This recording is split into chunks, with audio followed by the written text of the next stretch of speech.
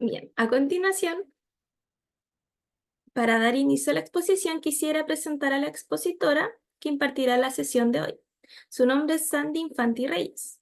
Es psicóloga clínica de la Pontificia Universidad Católica de Chile, magíster en Psicología Clínica de la misma casa de estudios, doctorando en Ciencias del Desarrollo y Psicopatología de la Universidad del Desarrollo, especialista en terapia centrada en la transferencia y Mentalization Based Treatment, Basic Training del Anna Freud Center en Boston. Le damos la paso a Sandy para que inicie con la presentación. Ya, profesora, puede continuar. Muchas gracias. Hola, buenas tardes. No sé qué hora serán los otros usos horarios que manifestaron están. Algunos están en México, Santo Domingo, pude leer por ahí. Así que lo primero, bueno, darle las gracias a Dipa por la instancia. Invitarles también en primera instancia que se hagan un té o un café para la clase porque es bien intensa. Si ven bien ahora en sus pantallas, ya que les estoy compartiendo, son 104 láminas, ¿ya? Por favor, no se asusten, que esto no les genere angustias persecutorias, sino que más bien sea como una antesala, porque mi intención también de esto no es que tengan que estar locamente anotando todo lo que yo digo, porque esto va a quedar grabado, sino que más bien ustedes después este material lo tengan, ¿ya? Mi intención es que ustedes este material se lo lleven y saludos desde Temuco, saludos desde Arica, y que este material ustedes también lo puedan usar, ¿ya? Por eso es que es tanta información, porque al final muchas láminas yo las voy a saltar, pero quiero que a ustedes les quede como un material de trabajo, ¿ya? Entonces, bueno, muchas gracias por la presentación. Em, Como bien le decía, bueno, por Paulina que me presentó, como bien ella dijo, yo en la actualidad estoy haciendo mi PhD en Ciencias del Desarrollo y Psicopatología. Mi área de investigación, yo puntualmente trabajo trastornos de personalidad, también a nivel académico. Yo investigo sobre trastornos de la personalidad, me he formado y me formo en temas de trastorno de personalidad y también mi otra patita son los trastornos del ánimo y el afecto graves. Es decir, y de ahí pertenezco a la SOCHITA, que es la Sociedad Chilena de Trastorno Afectivo Bipolar. Entonces, esos son mis dos áreas de trabajo clínico y también de trabajo como investigadora. Y la idea también que yo trato es integrar todo esto de modo tal que también haga ciencia basada en la evidencia y también con eso atienda mejor a mis pacientes, ¿ya? Yo hablo bastante rápido, ya para quienes quizás no son chilenos, como lingüista también estudié lingüística, soy una clara expositora del español de Chile. Ya hablo rápido, a veces no se entiende, así que si no se entiende, les ofrezco de antemano mis disculpas. Lo más esencial está en el PowerPoint y si algo no se entendió, pueden anotarlo y después me preguntan a partir de lo que no quedó claro, ¿ya? Comencemos entonces. Bueno, en primer lugar vamos a ver más allá del este 2, ¿ya? Entendiendo con esto que todos aquí tenemos un piso común, que todos somos del área de salud mental y que por tanto cuando yo les digo el eje 2, sabemos que nos estamos refiriendo a este modelo de diagnóstico multiaxial impulsado por el DCM5, perdón, por el DCM en general y que a partir de hecho del DCM5 ya no se habla tanto del diagnóstico multiaxial, sino que de una forma de devolución diagnóstica más integrada, ¿ya?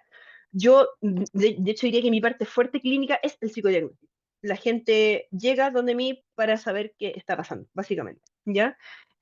Son sesiones súper intensas, son un modelo de trabajo súper acotado. Aquí yo le aclaro a las personas que no solamente con la evaluación clínica que tenemos vamos a hacer un trabajo, sino que también con indicadores en test. Y esto es súper importante, sobre todo en personalidad, porque en realidad también la personalidad es el constructo más difícil de medir dentro de la psicología y la psiquiatría. ¿Por qué? Y esto es lo que les voy a empezar explicando el día de hoy, porque la personalidad tiene una relación codo a codo con lo que son las ciencias del desarrollo, ¿ya? Que entendemos por las ciencias del desarrollo, al finalmente entendemos que ahí vi que estaban hablando en el chat. Entendemos que las ciencias del desarrollo refiere a todo lo que le pasa al individuo en el ciclo vital. Todos estamos sujetos a las ciencias del desarrollo, ¿ya? Nos pasan hechos y eventos normativos, no normativos, y eso también habla de las trayectorias dentro del desarrollo y cómo también nosotros a la luz de este prisma que es el desarrollo humano, podemos ver trayectorias desviadas, adaptativas, desadaptativas del desarrollo humano, ¿ya? En lo particular, mi área de investigación son las trayectorias desadaptativas del desarrollo humano, ¿ya? Es decir, el núcleo de personas con las que yo trabajo son personas que tienen algún tipo de patología de salud mental. Entonces, este es el contenido del día de hoy, es harta información, muchos de estos los voy a saltar porque en realidad son información teórica para ustedes, pero vamos a partir viendo un poco personalidad y ciencias del desarrollo, para entender lo patológico, que entendemos por patología algo que en una campana de distribución normal estadística se desvía dentro de lo que es la media poblacional, por eso es que es un manual clínico estadístico el que nos da los diagnósticos así a ciencia cierta.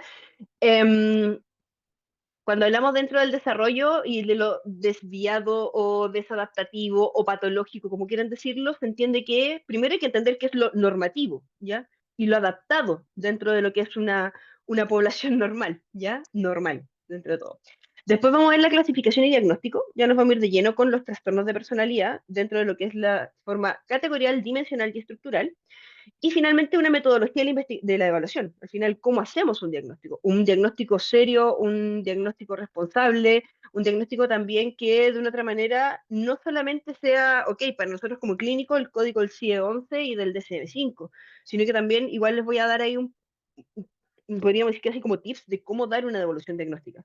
No es lo mismo decirle a una persona de 22 años que llega y que tiene un evidente trastorno de la personalidad límite, por ejemplo, decirle, bueno, tú eres borderline, que te vaya bien.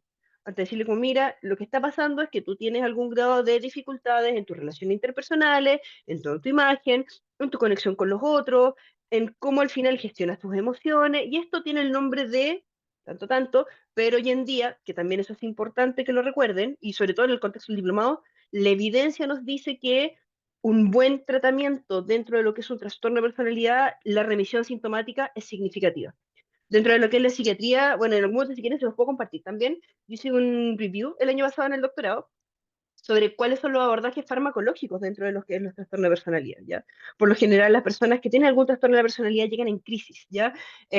Con muchos síntomas de desregulación emocional o con rasgos muy paranoides, que es un tema muy clásico en el borderline, por ejemplo.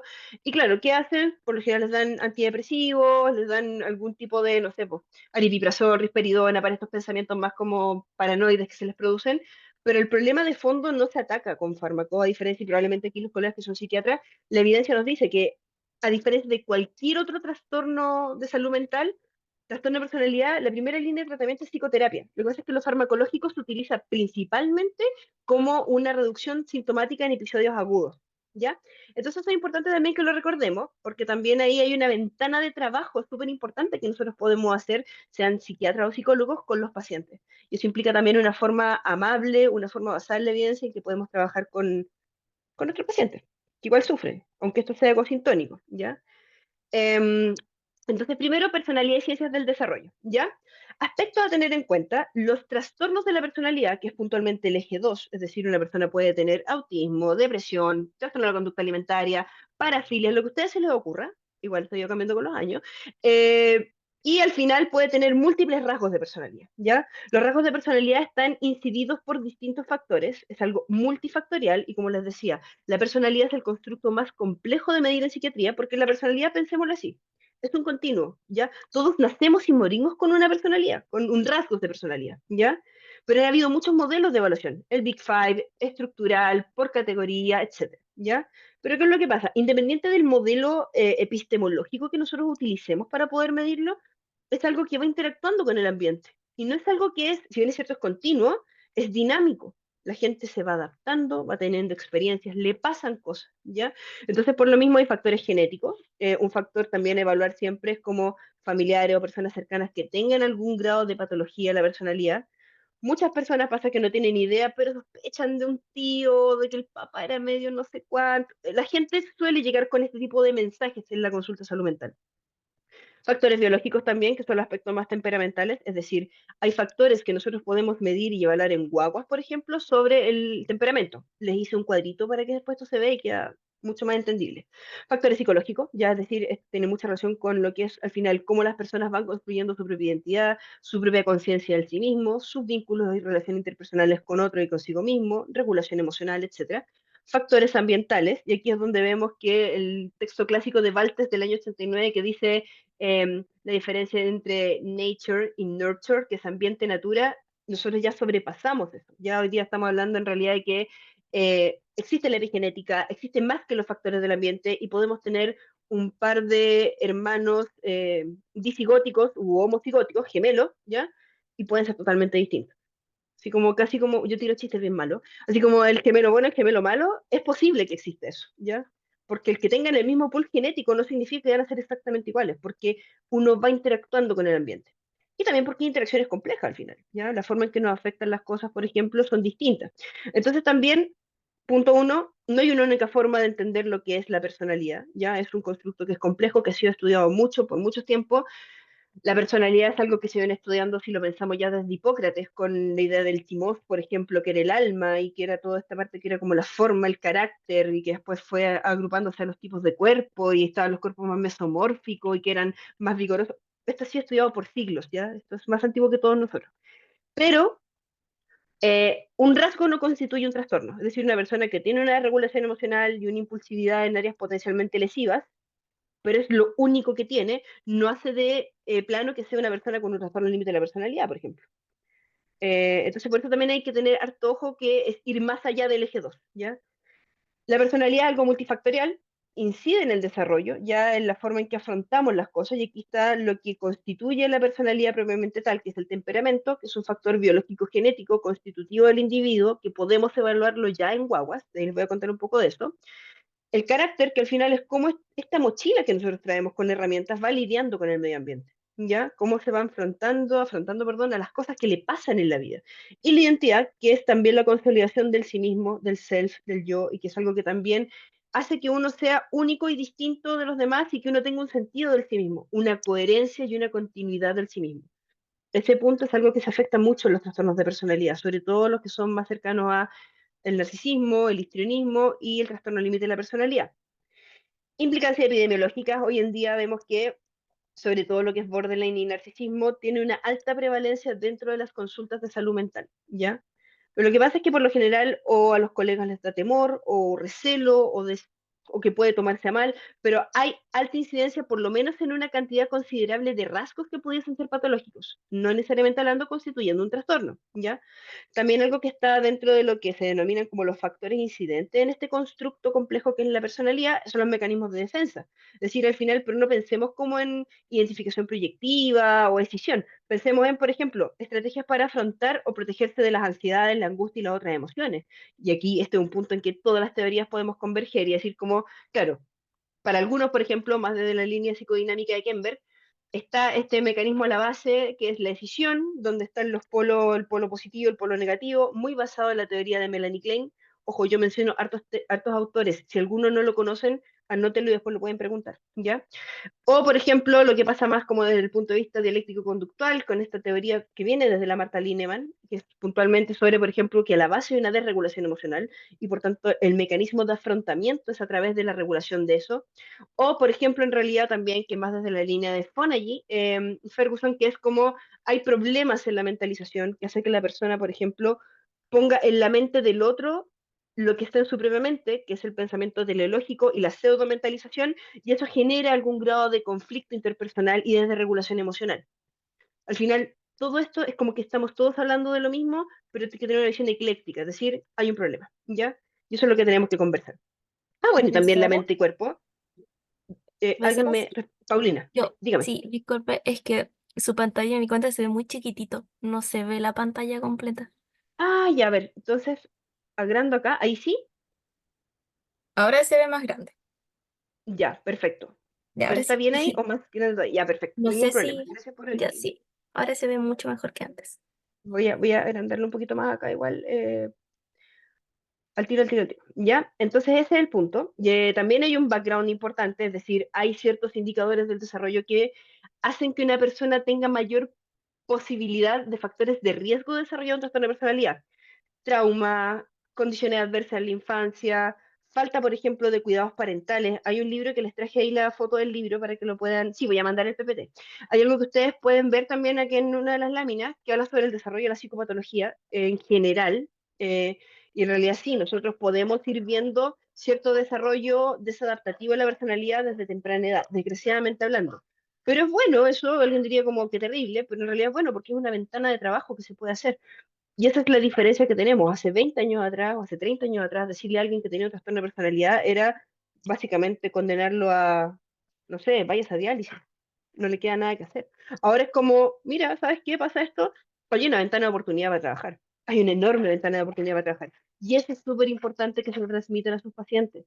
Em, Transmitirles que es algo que se puede trabajar, que es algo que sí, es crónico, genera malestar, genera disfuncionalidad, pero estamos acá a eso y la evidencia y la ciencia ha avanzado para que eso pueda trabajarse, ¿ya? ¿Hay incidencias neuropsicológicas? Sí, efectivamente, por ejemplo, se ve que las partes de regulación del procesamiento emocional, como la amígdala, por ejemplo, y la ínsula, sobre todo la parte anterior de la ínsula, se ven afectadas. ¿Y en qué se ve esto manifestado? Por ejemplo, en las autolesiones, ¿ya? De hecho, mi tema de tesis doctoral son autolesiones, ¿ya? Las autolesiones como un criterio transdiagnóstico, que como quizá ustedes han podido ver en la clínica, no solo las personas que tienen un trastorno de personalidad se cortan, sino que también a veces las personas que tienen depresiones muy profundas también se cortan, ¿ya? Como un mecanismo de regulación emocional. Se ha hecho estudios en cuerpos post-mortem que se les pasó un poco la mano con la autolesión y terminaron suicidándose.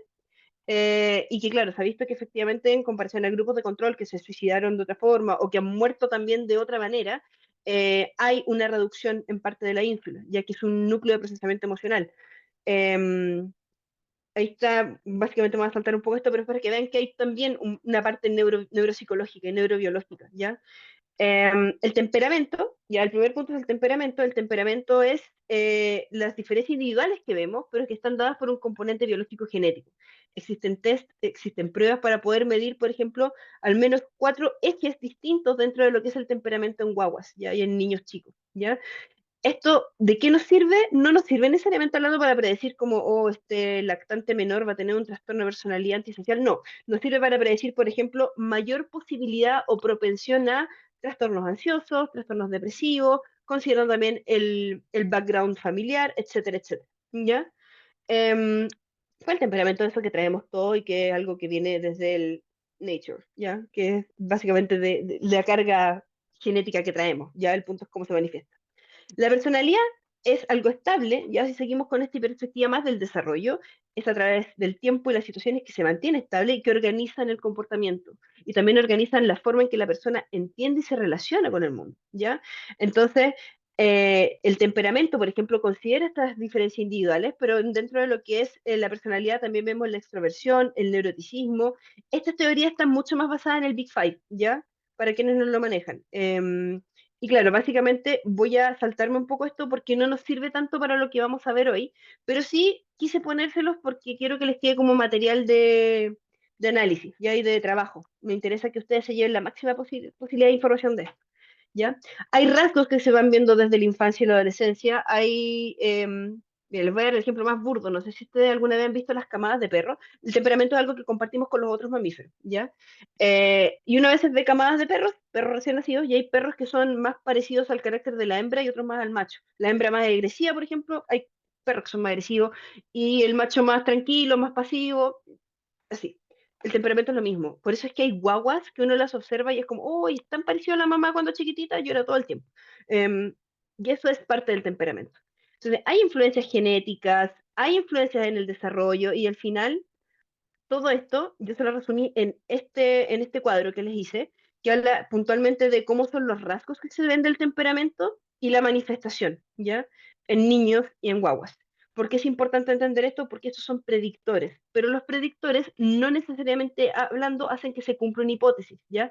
Esto es muy técnico y es muy desde mi mente como académica, pero es para que se entienda que al final también em, hay predictores, pero también el tener un predictor es una ventana de oportunidad para nosotros para trabajar. Y aquí está mi parte clínica, me salí de lo académico. Y tenemos efectivamente la psicopatología del desarrollo. Aquí está de hecho, este es uno de los capítulos que lo volví a leer para hacer esta clase, que habla puntualmente de los conceptos del temperamento en la psicopatología, ¿ya? Y también el desarrollo de la patología de la personalidad. Y se ve desde la perspectiva de las ciencias del desarrollo, ¿ya?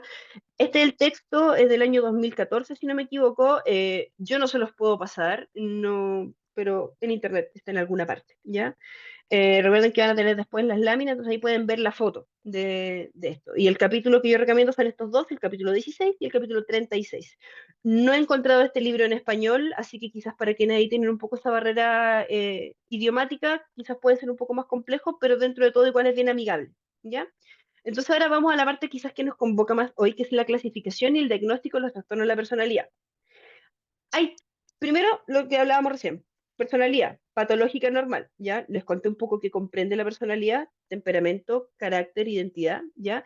Que hace que ésta sea más o menos adaptativa dentro de una campana de distribución normal, cuando una persona cumple una cantidad de rasgos necesarios que generan algún grado de deterioro en su funcionamiento, consigo mismo, con los otros, ya hablamos de un trastorno de la personalidad, ¿ya? ¿Cuál es el problema que tenemos? En que, a diferencia de los otros trastornos de salud mental, los trastornos del eje 2, que son los trastornos de personalidad, son egosintónicos. ¿Qué quiere decir esto? Que están en sintonía con uno mismo. Por tanto, uno no se da cuenta. A menos que, por ejemplo, en Borderline empieza a pasar que tienen conductas disruptivas, inestabilidad en los vínculos, relaciones interpersonales conflictivas. Ahí empieza la gente a consultar con el psicólogo. O las personas que son narcisistas, por ejemplo, que tienen algún gran narcisismo, es como esta sensación de sentirse insuficiente y como verse como algo grandioso, pero no cumplen con esa meta, etcétera. De hecho, dos excelentes ejemplos de, por ejemplo, narcisismo, personajes narcisistas. No sé si han visto The Office, la serie esta que se puso bien de moda con la pandemia, The Office, ya. Michael Scott, el jefe de la oficina, que interpretado por Steve Carell, excelente ejemplo de una persona que es narcisista. Como que, y es súper heavy, como decimos nosotros, porque él cree que lo está haciendo bien. Ustedes lo ven, hace estas caras, estas cosas histriónicas, media extrañadas, y como que todos se dan cuenta como no está bien, ya, pero como que él de verdad cree que lo está haciendo bien, ya. Eso es egosintónico. Ya, excelente pregunta sobre el TEP, trastorno de personalidad, lo puedo ver al final. Y ahí pasa todo el tema de lo que es la difusión de identidad y el masking, sobre todo en mujeres. O por ejemplo también el lobo de Wall Street, que también es de libro, ya el personaje de Leonardo DiCaprio es de libro sobre cómo una persona narcisista, por ejemplo. Son los que menos consultan, ¿ya? Por eso les digo, a ellos no les hace ruido, a Michael Scott no le hace ruido que todos lo miren como, pero los demás sí, ¿ya? Y eso es lo que pasa, está en sintonía consigo mismo. La diferencia cuando uno tiene una distimia, por ejemplo, una depresión crónica, trastorno de depresión persistente, como se llama ahora, que uno lleva 2 años sintiéndose mal, y uno se siente mal, y uno se da cuenta que algo no está bien y que se siente mal, ¿ya? ¿Qué personaje de DiCaprio? El de El Lobo de Wall Street, este sujeto que llega ahí grandioso y aquí están las propiedades y aquí están las inversiones y aquí estoy yo y todas estas fantasías de éxito tan grande. Ese es como el ejemplo clásico del ¿cómo se llama? Del narcisismo grandioso patológico, ¿ya? Pero hay más tipos de narcisismo. Está el narcisismo de piel fino, vulnerable, el narcisismo maligno, que es distinto a la psicopatía, etcétera, etcétera. Em, entonces, ¿qué es un trastorno de personalidad? Es una afección de salud mental. Y aquí al tiro respondo un poco lo del TEA. No es una neurodivergencia. Ya hay gente que dice como, no, yo tengo trastorno límite de la personalidad, soy neurodivergente. No, no es una neurodivergencia. Ya la neurodivergencia es algo distinto. Por definición, una neurodivergencia son, dentro de lo que es una clasificación clínica y diagnóstica, de partida está en el eje 1, ¿ya? En segundo lugar, le genera una egodistonía a la persona, ¿ya? La persona que es TEA y que es TEA, por ejemplo, con presentación con hiperactividad, tener una persona que tiene un trastorno por déficit atencional con hiperactividad sentada 3 horas tratando de prestar atención puede ser una tortura, ¿ya? Es una neurodivergencia. Ser TEA es una neurodivergencia. O sea, las personas que tienen trastorno de espectro autista y tienen hipersensibilidad, por ejemplo, auditiva, es como si les martillaran los oídos, ¿ya? Entonces, de verdad es mucho más en esa línea, eso es una neurodivergencia. En cambio, un trastorno de personalidad no es una neurodivergencia, es una afección de salud mental que se manifiesta a través de patrones persistentes en el tiempo, acuérdense, continuo, y que son rígidos, ¿ya? Y que esto también afecta el grado de rigidez al cómo se relaciona consigo mismo y con los otros, ¿ya? Y que causan malestar clínicamente significativo.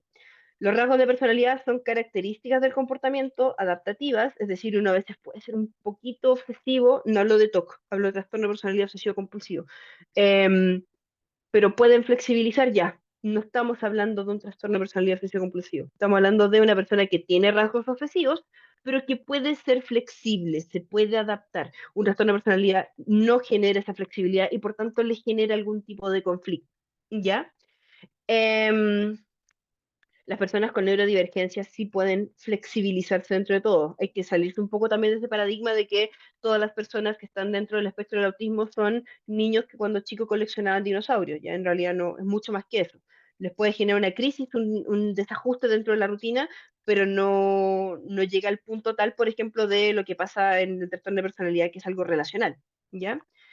Entonces aquí, si lo separamos en 5 cuadrantes, esto es un trastorno de personalidad. Hay un malestar emocional, hay problemas en las relaciones interpersonales, hay riesgos de comportamientos autodestructivos, hay comorbilidades con otros trastornos mentales, y ahí es cuando la gente nos consulta y llegan, y ahí es cuando empiezan los fármacos, y hay dificultades laborales y académicas, ocupacionales. Por ejemplo, sentimientos de vacío crónico, relaciones inestables e intensas, conducta autolesivas suicidas, atracones, riesgo sexual, impulsividad. Este es un criterio que siempre les cuesta mucho distinguir a algunos porque lo confunden con rasgos de bipolaridad, ¿ya? La impulsividad dentro de la bipolaridad es distinta a la impulsividad dentro de un trastorno límite de la personalidad. Ojo, después si quieren me pueden anotar esa pregunta y se las puedo responder perfectamente. Recordando además que son mis dos áreas de trabajo, así que para que lo tengamos en cuenta. ¿Qué es lo que pasa muchas veces? Depresiones recurrentes, problemas con consumo de sustancias, problemas de alimentación y meta, objetivo y propósitos cambiantes poco estables. Es normal que en la época de la Erik Erikson, año 1960, crisis psicosocial de la identidad, es normal que en la adolescencia uno quiera pasar por distintas experiencias y ande en la moratoria, por ejemplo, y uno un día quiere ser actriz, al otro día en realidad quiere ser cantante, después quiere ser diseñadora. Hay una coherencia entre todos ellos, sí hay una lógica, pero es normal, es adaptativo, es hasta saludable. A los 15, a los 20. Es preocupante si esto pasa a los 35, cuando no hay una consolidación de quién soy yo y hacia dónde voy, ¿ya? Pero también puede pasar que hay un dolor emocional entre lo que se es y lo que quisiera ser, relaciones en función de satisfacer las necesidades personales y ausentes de empatía. Ojo con la ausencia de empatía, porque algunos dicen que, esta es una descripción de un narcisismo, por ejemplo, que los narcisistas no tienen empatía. La verdad es que se han hecho estudios y sí, tienen empatía, tienen dolor, de hecho se activan los umbrales de dolor en el cerebro, dentro de la amígdala también, por ejemplo, donde procesan el tema de la empatía, pero el punto es que la procesan en virtud a cómo lo que a ti te está pasando me afecta realmente a mí, ¿ya? Esa es la diferencia. Entonces es una empatía distinta, no es una empatía como lo que pasa en el borderline, por ejemplo, que a veces hay una hipersensibilidad interpersonal y además, si lo ponemos en un ejemplo, se han hecho análisis, por ejemplo, de que las personas, emocionalmente hablando, que tienen un trastorno límite de la personalidad, si una persona que no le pasa nada, a mí yo veo algo, veo un gatito sufriendo y lloro, me da pena, ¿ya? Y si me dicen una escala Likert, ¿qué tanto te afecta? Pucha, me afecta como 4, 5, me da mucha pena, pobre gato. A una persona con un trastorno límite de la personalidad puede sentir por dentro que lo están desgarrando, así es un dolor 15, se sobrepasa de la escala Likert, ¿ya? Entonces, de verdad que sufren, son personas que lo pasan muy mal. También dentro del narcisismo, volviendo a la lámina, conducta impulsiva y de riesgo, también hay depresiones, ansiedad, consumo de sustancias, problemas con el control de la rabia y la ira, y también conducta oscilante entre sentirse con el derecho y estar por sobre los demás, ¿ya? Entonces vemos que, con dos ejemplos muy comunes, tenemos estos 5 cuadrantes, de estos 5 cuadrantes se dan tanto en diagnóstico borderline, por ejemplo, como en narcisismo, una afección en uno de estos, ¿ya? Entonces aquí vemos la clasificación clínica de la personalidad. Hoy en día esta es la forma en que se clasifica desde la clínica, puramente clínica, ¿ya? Tenemos el DSM-5-TR, que tiene la evaluación categorial. Aquí puse evaluación dimensional con dos asteriscos, ¿por qué? DSM-5-TR es el que fue actualizado el año 2022 por la APA. Vamos a ver todo esto en detalle. Mientras que el DSM-5, que es el que trae la evaluación dimensional, es del 2013, ¿ya? Y el C11 ha simplificado mucho el modelo, les traje también todo eso hoy día, y de esa forma también han ido un poco acotando de una otra manera lo que ellos evalúan muy plegado a lo que es la evaluación dimensional. De ahí vamos a ver todo esto porque suena extraño, yo lo sé. Entonces, la evaluación de la personalidad en general puede hacerse con un diagnóstico categorial, que es probablemente el que todos ustedes quizás aprendieron, que es clúster A, clúster B, clúster C. Diagnóstico dimensional, que es el modelo alternativo para la evaluación de los trastornos de la personalidad. Y el diagnóstico estructural, que esto es una especialidad, algunos usamos esta especialidad, de hecho, que es parte de la organización psicodinámica de la personalidad, que es toda la línea de Kember, ¿ya? Vamos entonces por partes. Primero, evaluación categorial. Yo sé que voy muy rápido, evito ver el chat porque veo que escriben mucho, pero sí, vamos a ver todo esto que ustedes están preguntando. Por ejemplo, la conducta impulsiva entre el trastorno límite y el de bipolaridad. Yo feliz de la vida se lo respondo porque a veces es un caso clínico que uno suele a veces conversar con colegas, ¿ya? Cuando uno tiene que hacer un diagnóstico con colegas. Así que feliz de la vida lo respondo. Y gracias a las 365 personas que están acá, espero que quienes tengan déficit atencional también no tengan problemas para mantener la atención, ¿ya? Y si tienen dudas, me escriben. Evaluación categorial. Primero, DCM-1, 1952. No me voy a detener a leer todo esto. Esto es literal el DCM-1. Ya hablamos que había una nomenclatura estadística basada en una población puntual, que es la población norteamericana, y que estaba hecho por la American Psychiatric Association, la APA, ¿ya? Estamos hablando del año 52, es decir, no fue hace tanto. ¿ya? Si lo piensan, no fue hace tantos años esto. Alguien diría como, no, en la edad de mis padres o mis abuelos, no fue hace tanto, ¿ya? Esto viene después de Kraepelin, esto viene después de Freud, esto viene después de Skinner, em, se entiende igual es algo bastante moderno dentro de todo, ¿ya? Dentro de los desórdenes de la personalidad que ellos definían, como siempre con código, hablábamos de personalidades inadecuadas, personalidades esquizoides, personalidades ciclotímicas, paranoides, también emocionalmente inestables, esto va a evolucionar también después a rasgos de personalidad más como borderline, pasivo-agresivo, compulsivo, y también, claro, ellos también asociaban, por ejemplo, personalidades sociopáticas con antisociales, disociales, desviación sexual, de ahí vamos a ver, hasta el año 80 es bien categórico este tema, y también las conductas adictivas. Entonces ahí también está un poco mezclado el tema de estas conductas como más del eje 1, más como de lo patológico en cuanto a las conductas adictivas, por ejemplo, con rasgos de personalidad. Esto es algo también súper complejo dentro de la clínica porque muchas veces pasa que a algunas personas les cuesta dirimir entre qué tanto esto es consumo y qué tanto esto es trastorno de personalidad. Yo diría que ese tipo de escenarios clínicos, junto con los escenarios clínicos que me topo de distinguir si es TEA o es trastorno límite de la personalidad, son los más complejos, ¿ya? Y aquí es lo que les quiero transmitir principalmente. Los test por sí solos no hacen el diagnóstico, la clínica por sí sola tampoco, ¿ya? Lo mismo para cualquier diagnóstico. Lo mismo, por ejemplo, para el diagnóstico de TEA. Yo con mis colegas neuropsicólogos hablamos de esto siempre. Es como, sí, el A22 y el ADR funciona perfecto. Es una herramienta con muy buena fiabilidad y con muy buena validez interna y consistencia, algo que a nosotros los investigadores nos interesa mucho. Pero el ojo clínico se necesita también, porque hay cosas que escapan al instrumento. Ya recuerden que son constructos que se tienen que medir con más de un factor, ¿ya? Em, entonces, vemos que, claro, ellos definen, no les voy a leer la definición, pero aquí está la definición que ellos tienen de desórdenes de la personalidad. Aquí hay un breve ejemplo de esto. Les puse todos cómo ellos nosológicamente hablando describían cada trastorno, ¿ya? De aquí abajo ustedes van a encontrar después en su apunte de CM1, 1952, cómo definían personalidad antisocial, personalidad compulsiva, personalidad pasivo-agresiva, para que ustedes después lo puedan leer por cultura, por aprendizaje. Pero si se fijan, esto es todo lo que hay por el diagnóstico. Son aquellos individuos que son caracterizados por una personalidad esquizoide, por ejemplo, tienen sensitividad ante las relaciones interpersonales, con cierta como suspicacia y con tendencia a utilizar ciertos mecanismos de proyección. No hay categorías. Entonces esto también quedaba muy al ojo del clínico. No habían instrumentos tampoco para evaluar esto. Los instrumentos son relativamente nuevos. Entonces, al final eran como definiciones de términos. ¿Ya? ¿Qué pasó? Avanzamos al año 1968, estamos más cerca. Y sigue de nuevo también el capítulo quinto. Siempre este es el último capítulo, no sé por qué. Es muy triste. El último capítulo siempre todos los DCM. Desórdenes de la personalidad. Y ya avanzamos al 3. Y aquí en el 3 año 1980, o sea, hace nada de tiempo, 40 años más o menos, empezamos ya con criterios categoriales. Y acá la cosa se pone más seria. ¿En qué sentido? En que empiezan a ser mucho más taxonómicos y empieza a cumplirse una cantidad de criterios, así como tenemos para diagnosticar bipolaridad, depresión, esquizofrenia, etcétera. Acá ellos ya directamente tienen categorías a través de síntomas y también aquí empiezan a surgir ya las primeras como diagnósticos categoriales que se mantienen hasta hoy. Paranoide, esquizoide, esquizotípico también, que ese es un tema. Muchas veces la gente llega y se piensa que es, por ejemplo, un TEA y no, en realidad es un trastorno de personalidad esquizoide, ¿ya? ¿Pueden ser ambos? Sí, pueden ser ambos. Acuérdense que pueden ser comórbidos. Pero claro, y ahí está la clínica, porque es como, ya, ¿y por qué tú no?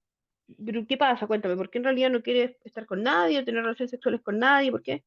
Es que no se me da, no logro interpretar, no logro entender cuando una persona quiere tener algo conmigo o no, entonces no entiendo las claves sociales y por tanto no puedo anticiparme y saber si esa persona de verdad quiere estar conmigo o no, entonces prefiero no acercarme. Eso es muy tea. Lo otro es como, no, es que no me interesa. No disfruto de tener relaciones sexuales con nadie, no es algo que, no me interesa el contacto con el otro, el contacto humano, pero estar solo en mi pieza. Eso es más de una personalidad esquizoide, ¿ya? Y eso es clínica, ¿ya? Entonces por eso les digo, pueden haber criterios que se solapen, pero es clínica, ¿ya? Aquí me los voy a ir saltando. Si algún día tienen la oportunidad de leer el DCM1, léanlo. Yo de verdad que impresionada cuando lo estaba revisando para poder hacer esta clase. Está el diagnóstico de mongolismo. Así como, de verdad, dice como personas con grado de, no sé, pues, por ejemplo, con neurodivergencia. Dentro de los trastornos del neurodesarrollo está el tema de lo que es, por ejemplo, déficit o retraso o algo así dentro de lo que es el aprendizaje, y estaba de verdad, el diagnóstico de mongolismo. eh, para que lo consideren así como de verdad uno veía cosas bien que hoy en día estarían absolutamente funadas en todas partes, ¿ya? También en en el DCM, sí, en el DCM-3 está, de hecho, en una parte que es, básicamente, no lo veo acá. Ah, sí, por acá está. O por acá lo tengo escrito, después ustedes lo van a poder ver. Em, que hablaba de personalidades sociopáticas con conductas aberrantes. Dos puntos: homosexualidad, travestismo, fetichismo y otro tipo de conductas desviadas sexuales. Paréntesis: asaltos sexuales, violaciones y mutilación. Me lo aprendí de memoria para contárselo. Porque de verdad hasta el año 94 la homosexualidad era considerada un trastorno mental, según este libro. ¿Ya? Y eso también nos habla de cómo al final también de una otra forma va cambiando todo lo que son los diagnósticos en función también a los tiempos en los que se viven, ¿ya? O sea, para que lo tengan en mente, hablaba también de personalidad sociopática, y dentro de la personalidad sociopática, psicopática, aquí está. Sí, aquí también, por ejemplo, está otro tipo de desórdenes de la personalidad, como el masoquismo, por ejemplo. Hoy en día sabemos que el masoquismo, el fetichismo, todo eso está dentro de lo que son los trastornos parafílicos, ¿ya? Entonces, esto es un poco de historia también para que entendamos cómo llegamos a esto. DSM-4 se mantiene en las categorías, ¿ya? De ahí, de hecho, salió uno de los primeros instrumentos, que es un gold standard, que es el IPDE, por ejemplo, que se utiliza para esto, para hacer el diagnóstico desde lo categorial. Y ya llegamos esto fue en el año 94, ya probablemente ustedes ya habían todos nacido, o la mayoría de los que estamos acá, 372 personas, y ya ahora llegamos al DCM5, que es el 2013, y el DCM5TR el 2022. ¿Qué es lo que cambia?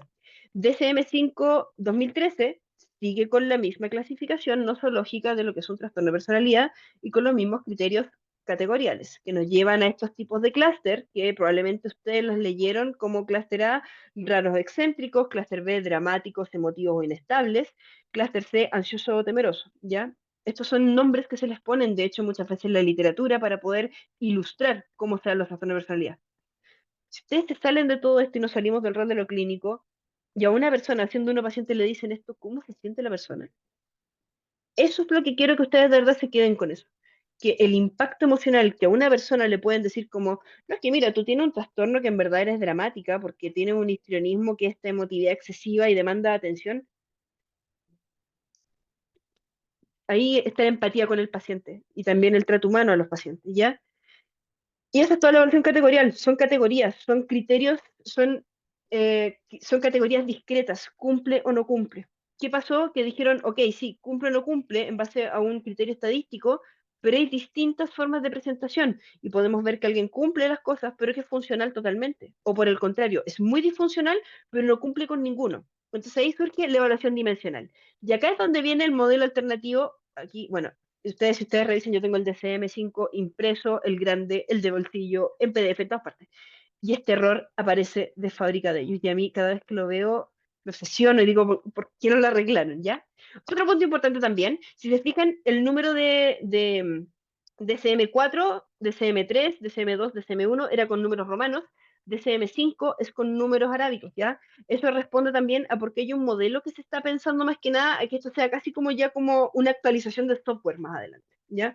Ahora, si vemos entre el DCM4 y el DCM5 del año 94 al 2013, fue harto tiempo que pasó, ¿ya? Pero el modelo alternativo hablan de criterios generales de un trastorno de personalidad, ¿ya? ¿Y cuáles son estos criterios? A grandes rasgos, en primer lugar, un nivel moderado o grave, ¿ya? Puede haber alguien que tenga un nivel leve, no constituye trastorno, de deterioro del funcionamiento de la personalidad. Vamos a ver eso. Uno o más rasgos de personalidad patológicos, ¿ya? Hay algunos, por ejemplo, para el diagnóstico dimensional de trastorno límite de la personalidad, que se deben cumplir al menos 4 de los 7 criterios de rasgos patológicos que presentan, ¿ya? Pero hay otros que tienen que cumplirlos todos, y otros que pueden cumplir dos y queda hecho el diagnóstico, ¿ya? Funcionamiento y rasgos inflexibles y persistentes. estables con inicio con tiempo temprano. Y aquí viene la gran discusión porque muchos clínicos se rehúsan a decir como yo no puedo hablar de un trastorno de personalidad en niños, no, pero sí de predictores. Entonces, hoy en día hay ciertas baterías e instrumentos que se utiliza para evaluar posibles indicadores de riesgo de un desarrollo patológico de la personalidad desde los 12 años, ¿ya? Y también, sin ir más lejos, el mismo diagnóstico de trastorno antisocial de la personalidad tiene que haber una evaluación, o se tiene que hacer una evaluación en anamnesis histórica previa a los 13 años, ¿ya? Y son conductas que han sido permanentes a través del tiempo y no solamente después de cierta edad, ¿ya? No se explica mejor por otro trastorno, no atribuible a sustancias o enfermedad, por eso también se habla de una ventana como de abstinencia para hacer esto, y que no son concebidas como normales para la etapa del desarrollo o para su contexto sociocultural. Y en ese sentido, lo que les explicaba hace un rato, adolescencia tardía, la moratoria, chico de 18 años entra, bueno, acá en Chile tenemos el ingreso al tiro a las carreras, ¿ya? O entra a un college y en el college se da cuenta que no le gustaba la idea de ser ingeniero y que en realidad quiere ser constructor civil o arquitecto, parte de, ¿ya? Pero distinto sería una persona de 40 años que pasa por eso. Por eso hablamos también de etapa del desarrollo, su contexto sociocultural, ¿ya? El funcionamiento de la personalidad que comprende el self, que es la identidad y la autodirección, y lo interpersonal, la empatía, cómo yo me relaciono con los otros, y la intimidad, cómo yo me vinculo con un otro, ¿ya? Y los rasgos patológicos está basado en la idea del Big Five, y ahí también el mismo DCM presenta también esto como la posibilidad de que haya más de una forma de entender la personalidad, basada en 5 dominios, que son 25 facetas. De ahí vamos a ver cómo funciona esto. Que es el afecto negativo, el desapego, el antagonismo, la desinhibición y el psicoticismo, ¿ya? Aquí voy a saltar todo esto porque aquí yo les puse literal los pantallazos de cómo se hace el diagnóstico, ¿ya? Hay una tabla que es la NFP, que aparece en el DCM grande, en el quinto, y que habla efectivamente de la escala a nivel de funcionamiento. Entonces, una persona ya con deterioro moderado puede ver cómo esto se ve afectado. Para esto se utiliza un instrumento que se llama LPFSBF, ¿ya? Yo de memoria me sé mucho ese instrumento porque lo uso. De hecho, yo también estoy validando uno de esos instrumentos acá en Chile, entonces también sirven, ¿ya? Pero recuerden que no solamente la medición, también es la clínica, ¿ya? Entonces voy a ir viendo acá para cada tipo de trastorno de personalidad que ellos tienen, de los de lo dimensional, existe también una distinta forma de afectación del funcionamiento. ¿Ya? Entonces aquí vemos algunos ejemplos, ya voy saltando todo esto, recuerden que después van a tener las láminas, y después vienen los rasgos patológicos de la personalidad. Y esto es lo que nos aparece, y aquí uno dice como ya, esto ya, esta persona está psicótica, así como no se entiende nada, pero en verdad sí se entiende, porque después está ordenado así, ¿ya? Pero en un principio están los 25 rasgos que pertenecen a los 5 grandes dominios, ¿se acuerdan? Dominio uno 2 3 4 5, ¿ya? Cada uno de estos tiene asociado un rasgo, ¿ya? Entonces puede haber una persona que justo cumple con, no sé, la grandiosidad y la búsqueda de atención. Y eso hace que de inmediato caiga dentro de un rasgo antagonista, que es el trastorno narcisista de la personalidad. ¿Cuál es el punto? ¿Y por qué se ha puesto esto más complejo? Porque el DCM5 nos dice, sí, pero recuerden también que pueden haber rasgos, por ejemplo, que sean de búsqueda de atención, pero también de rasgos depresivos de personalidad y de mayor sensibilidad. Y eso ya nos haría pensar, dice el DCM, de hecho, el DCM5 en esta parte, en un trastorno de la personalidad narcisista del tipo frágil vulnerable. Y ahí uno dice, ya, ¿y dónde está el instrumento? No existe. Ya, yo estoy tratando de validar eso. De hecho, tengo que ir a exponer a Cracovia en unos meses más sobre ese tema porque en verdad no existe. No hay. El instrumento que se utiliza para medir esto es el PID, el Personality Inventory Disorder, que tiene 220 preguntas, ¿ya? Está solamente actualizado al español para la versión de Trastorno Límite de la Personalidad con 33 preguntas, pero claro, porque es lo más prevalente.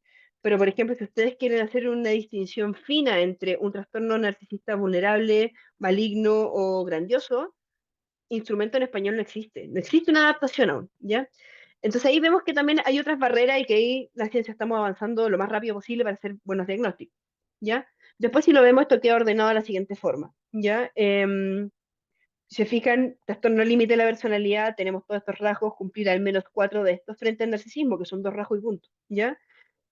Y también si se fijan en lo dimensional, ellos tienen menos, ya no está el esquizoide, no está el paranoide, sino que tenemos esquizotípico, antisocial, obsesivo compulsivo, evitativo, etc. ¿Ya? ¿Qué pasa con el CIE-11? El CIE-11 simplificó mucho más esto todavía. Yo voy a avanzar con esto mucho más rápido. Y ellos lo que hablan ya es de los grados de severidad que hay dentro de un trastorno de personalidad, que es como un poco lo que hablábamos antes del funcionamiento de la personalidad, que puede ser moderado, mediano o muy severo, ¿ya? Ellos siguen hablando también de, acuérdense que el CIE-11, a diferencia del DCM-5, el CIE-11 es un instrumento diagnóstico global para la medicina, ¿ya? Diferencias, por ejemplo, importantes del CIE-11 y el DCM-5. El CIE-11 habla de un trastorno de estrés postraumático complejo, que es distinto en la presentación clínica de un trastorno de estrés postraumático. El DSM-5 no habla del trastorno de estrés postraumático complejo, ¿ya?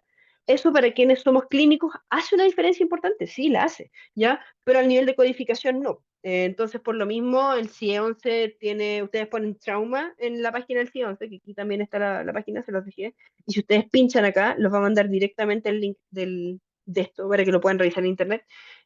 Ustedes ponen trauma y les va a aparecer como injury trauma, así como trauma encefalocraniano, trauma físico y también trauma psíquico. En cambio, el DSM-5 está hecho solamente para trastornos mentales. Voy a ir avanzando acá. Lo que sí mantiene el CIE-11 es el trastorno límite de la personalidad, ¿ya? Como que ambos manuales diagnósticos siguen manteniéndolo. ¿Motivos del por qué pasa esto? No lo sé, lo desconozco en este momento, pero sí hay harta tensión en el tema más como de simplificar un poco el modelo, ¿ya? Acá está todo lo que es la presentación. Ojo, no es típicamente hablando diagnosticado en niños y preadolescentes, ¿ya? Pero en el curso del desarrollo se tiene que integrar también los aprendizajes y las experiencias acerca de sí mismo y de las otras personas con una identidad coherente del sentido del sí mismo, etcétera, etcétera. Es decir, trayectorias del desarrollo. No es, no es un hemograma que yo le tomo el parámetro bioquímico a una persona y digo, ah, ya, sí sabes qué, tiene la vitamina B12 baja, póngale una neurobionta. No, es algo que es una trayectoria al desarrollo. Que llegamos a este momento contigo, paciente, diciéndote esto, pero para atrás hay una historia. Y eso es lo que a veces ayuda mucho, el diagnóstico comprensivo, ¿ya? Voy a saltar todo esto. Ah, sí, también importante esto. Cuando hay cambios de la personalidad secundarios, que muchas veces pasa por causas orgánicas, ¿ya? Una vez me tocó ver de una paciente que tenía, que de hecho el psiquiatra la mandó porque parecía que era muy un trastorno de personalidad esquizoide, pero fue un cambio muy abrupto, ¿ya? Y los antecedentes que habían eran antecedentes de epilepsia, y el punto es que hay ciertas epilepsias que afectan, por ejemplo, el área occipital, y eso incide, por ejemplo, dentro de lo que es el funcionamiento de la personalidad. Entonces ahí uno también tiene que descartar que hay una causa orgánica siempre, siempre descarta una organicidad. Y también por otro lado el tema también de que puede haber un cambio por un traumatismo. Una persona que se pega en la cabeza y se frontaliza, obviamente va a quedar más desinhibida. Piensa en este caso clásico de la neurociencia que es Phineas Gage, que era cochero y se le incrustó una lanza acá, un palo, un fierro en la cabeza y le destruyó todo esto, pero quedó vivo y el cerebro compensa. Bueno, como dato freak, él fue cochero, dirigía coches, estos que se llaman Victoria, acá en Viña del Mar, en Chile, después de que tuvo el accidente, ¿ya? Una persona él cambió obviamente su conducta y su personalidad porque tuvo un traumatismo encefalocraniano que lo frontalizó. Hubo un paciente una vez que vimos con quien es mi director de tesis doctoral, de hecho, de una persona que desarrolló una gliosis, ¿ya? Quienes no sé si lo saben, las neuronas, que son células sumamente complejas, eh, son muy complejas, son muy brillantes, son fantásticas, pero por sí solas no valen nada. Necesitan un medio que las sostenga. Y esos medios se llaman glías, son otras células, ¿ya? Y de un momento a otro un paciente, un caballero como de 50 años, empezó a tener conductas bizarras, de la nada, cambió su personalidad totalmente. A los días ya estaba como con conductas más exhibicionistas, un día se sacó la ropa, empezó a tocarse en público, lo llevaron al médico, le hicieron un escáner, tenía una gliosis, es decir, que en cierta parte del cerebro, las glías que sostenían las neuronas empezaron a morir. Obviamente eso no es compatible con la vida, entonces fue como cuidados paliativos, porque no hay forma de regenerar eso, no es como que uno pueda hacer un trasplante de algo. Entonces ahí también está la clasificación de que pueden haber cambios de personalidad debido a otros factores, sustancias, organicidad, etcétera, etcétera. ¿Ya? Y la evaluación estructural, y la evaluación estructural es una especialidad, de hecho, en el sentido es la línea de Kemberg, esta TFP que nos ofrecen todo esto, hay distintos núcleos de TFP, TFP México, totalmente recomendado, TFP Hispanoamérica, TFP Latinoamérica, TFP Italia, TFP Nueva York. Yo he tenido la suerte de formarme también con TFP Nueva York y de verdad son excelente equipo. Y lo bueno es que con esto que tenemos ahora del Zoom es más accesible también en cuanto a lo que son las barreras geográficas, ¿ya? El enfoque estructural habla de la organización de la personalidad. Entonces, si lo vemos como un ejemplo, tenemos, por ejemplo, usted va al médico y el médico le examina la piel y dice, ah, mira, sabes que tiene unos lunares extraños acá, le hace el examen de lunares, mira, sí, sabes que parece que este lunar tiene algo raro, ¿ya? Tal diagnóstico. Eso es lo categorial. Cumple con los criterios, está el lunar de tal forma, sí, cumple con esto, es lo que veo. No hay mayor profundidad, ¿ya? Puedo mandar a hacer una biopsia y todo el tema, pero no hay mayor profundidad. Pero, por ejemplo, llega una persona con un tema medio extraño que se está comportando raro y ahí el médico empieza a preguntarle, le dice, mira, es que sabes que me comí un pollo crudo el otro día y claro, uno puede desarrollar ciertos grados de epilepsia, por ejemplo, con los pollos crudos, de verdad. Un paciente, por ejemplo, que estaba todo el tiempo, estaba muy angustiado porque pensaba que se estaba volviendo loco porque escuchaba reggaetón todo el día en su cabeza. Chiquillo, no le gusta, 19 años, no le gustaba el reggaetón. Y escuchaba todo el día reggaetón, entonces empezaron a pensar que le estaba teniendo alucinaciones auditivas. Resultó ser que no, que fue al médico internista, el médico internista le dijo, no, esto no parece ser una alucinación, lo mandaron al neurólogo porque él tenía sentido de realidad y sabía que eso no era real. Primer criterio para diferenciar una alucinación de no. Y le hacen examen neurológico y era que, claro, hay ciertos alimentos como el pollo crudo, por ejemplo, o ciertos mariscos crudos que pueden hacer que uno tenga una bacteria. Y tenía una bacteria en el cerebro. Le sacaron la bacteria y se fue. Se descartó organicidad, ¿ya? Lo dimensional sería eso, sería como ir al médico internista y que vea cómo están funcionando todos los órganos por dentro y decir, como sabe que en realidad lo suyo es esto, o es esto otro, o es aquello, conforme cómo están sus vísceras por dentro, ¿ya? El enfoque estructural es como hacerse un cintigrama óseo y ver cómo están los huesos, es decir, en la parte ya más profunda, en la estructura más densa dentro de lo que es la personalidad. Para no alargarme mucho, em, el diagnóstico dentro de lo que es la estructura de personalidad se hace en base a otras cosas, no son criterios categoriales, no son ciertos tests, sino que más bien a través de este eje que se llama radios, ¿ya? La prueba de realidad, infiltración de la agresividad, mecanismos de defensa, formación de la identidad, calidad de las relaciones objetales y sistema de valores. Esto tiene mucha influencia también de todo lo que es la línea de Melanie Klein, una línea más psicodinámica, y que esto lo ha tomado Kember, Geomans hasta el día de hoy y que nos ha llevado a esto, ¿ya? Aquí está el cómo se hace esto, me lo voy a saltar, ¿ya? Porque parece que esto es evaluación, pero también no puedo partir del piso que todos manejamos lo mismo, por eso me he centrado más en lo teórico. Y esta es la forma en que uno hace un diagnóstico estructural de la personalidad, ¿ya? Y que no aparece en los manuales clínicos estadísticos y que es un modelo de entendimiento de la personalidad que no está basado en Big Five ni nada de eso. Em, y que claro, también cuando nosotros vemos la teoría ya más de Kember, cuando habla ya de una organización más psicótica o una organización más psicopática de la personalidad, no hay un abordaje desde la TFP, pero sí, por ejemplo, desde el MBT, que es la mentalización. Pero también difiere mucho el modelo epistemológico con el cual nosotros hacemos una terapia, por ejemplo, ¿ya? Si lo vemos en realidad, esto también está adecuado para distintos tipos de diagnósticos de organización de la personalidad. So, por ejemplo, aquí, esta es una de las tablas. Aquí arriba les puse la foto del libro para que vean de dónde lo saqué, por si alguien quiere consultar esos textos. Y vemos que, claro, que una organización más límite, organizaciones límite alta, límite baja, por ejemplo, em, tiene cierta dificultad con la identidad, cierto tipo de defensas, la prueba de realidad, los neuróticos también, y la organización normal que ellos hablan también, ¿ya? Acuérdense que Kemberg parte de la idea de personalidad normal y personalidad patológica. Pero, por ejemplo, ya avanzando mucho más, este es un libro de Diana Diamond, también con Jacobs y obviamente también con Kemberg. Para quienes no saben, otro Kemberg todavía está vivo, ya, todavía está vivo, sigue dando seminarios, tiene casi 100 años y sigue dando seminarios. También vemos, por ejemplo, que para el narcisismo patológico también existen distintos niveles de funcionamiento, ¿ya? De alto nivel, por ejemplo, puede haber una persona que tiene narcisismo y que tiene una estructura más alta de personalidad, alguien que está en una estructura más límite, o ya el narcisismo maligno que está rozando también a lo que es el antisocial y que de una otra manera em, es es un mal pronóstico, ya lo quiero decir como de esa forma. Si a alguien le interesa igual un poco más de esto, a mí tuve la suerte el año pasado que me invitaron a un podcast para hablar de trauma y narcisismo y pude ahí conversar un buen rato y dar harta teoría de esto. Se llama Este Postraumático en Spotify. Así que por si a alguien le interesa, ahí como que me explayo 100% sobre este tema, ¿ya? Em, y también, este es el último libro de Kember, salió el año pasado. No, mentira, estamos en el 2025, salió el 2023. Y que también de nuevo habla de las estructuras de personalidad. Y que ya también distingue un poco entre la psicosis y la esquizofrenia crónica. ¿Por qué? Porque les traje hoy día, de ahí lo vamos a ver más adelante, les traje 3 casos, de hecho, para que después ustedes puedan estudiar sobre el tema de cómo hacer un diagnóstico, por ejemplo, estructural a partir de 3 viñetas clínicas, ya inventadas totalmente por resguardo a los pacientes. So, por ejemplo, ¿cómo es la metodología de una evaluación? Para salirnos del eje 2 puntualmente, primero, entender qué está lo categorial, ya que son estos criterios diagnósticos discretos, cumple o no cumple, la piel, ya, lo que se ve, lo que se ve no se pregunta, decía Juan Gabriel.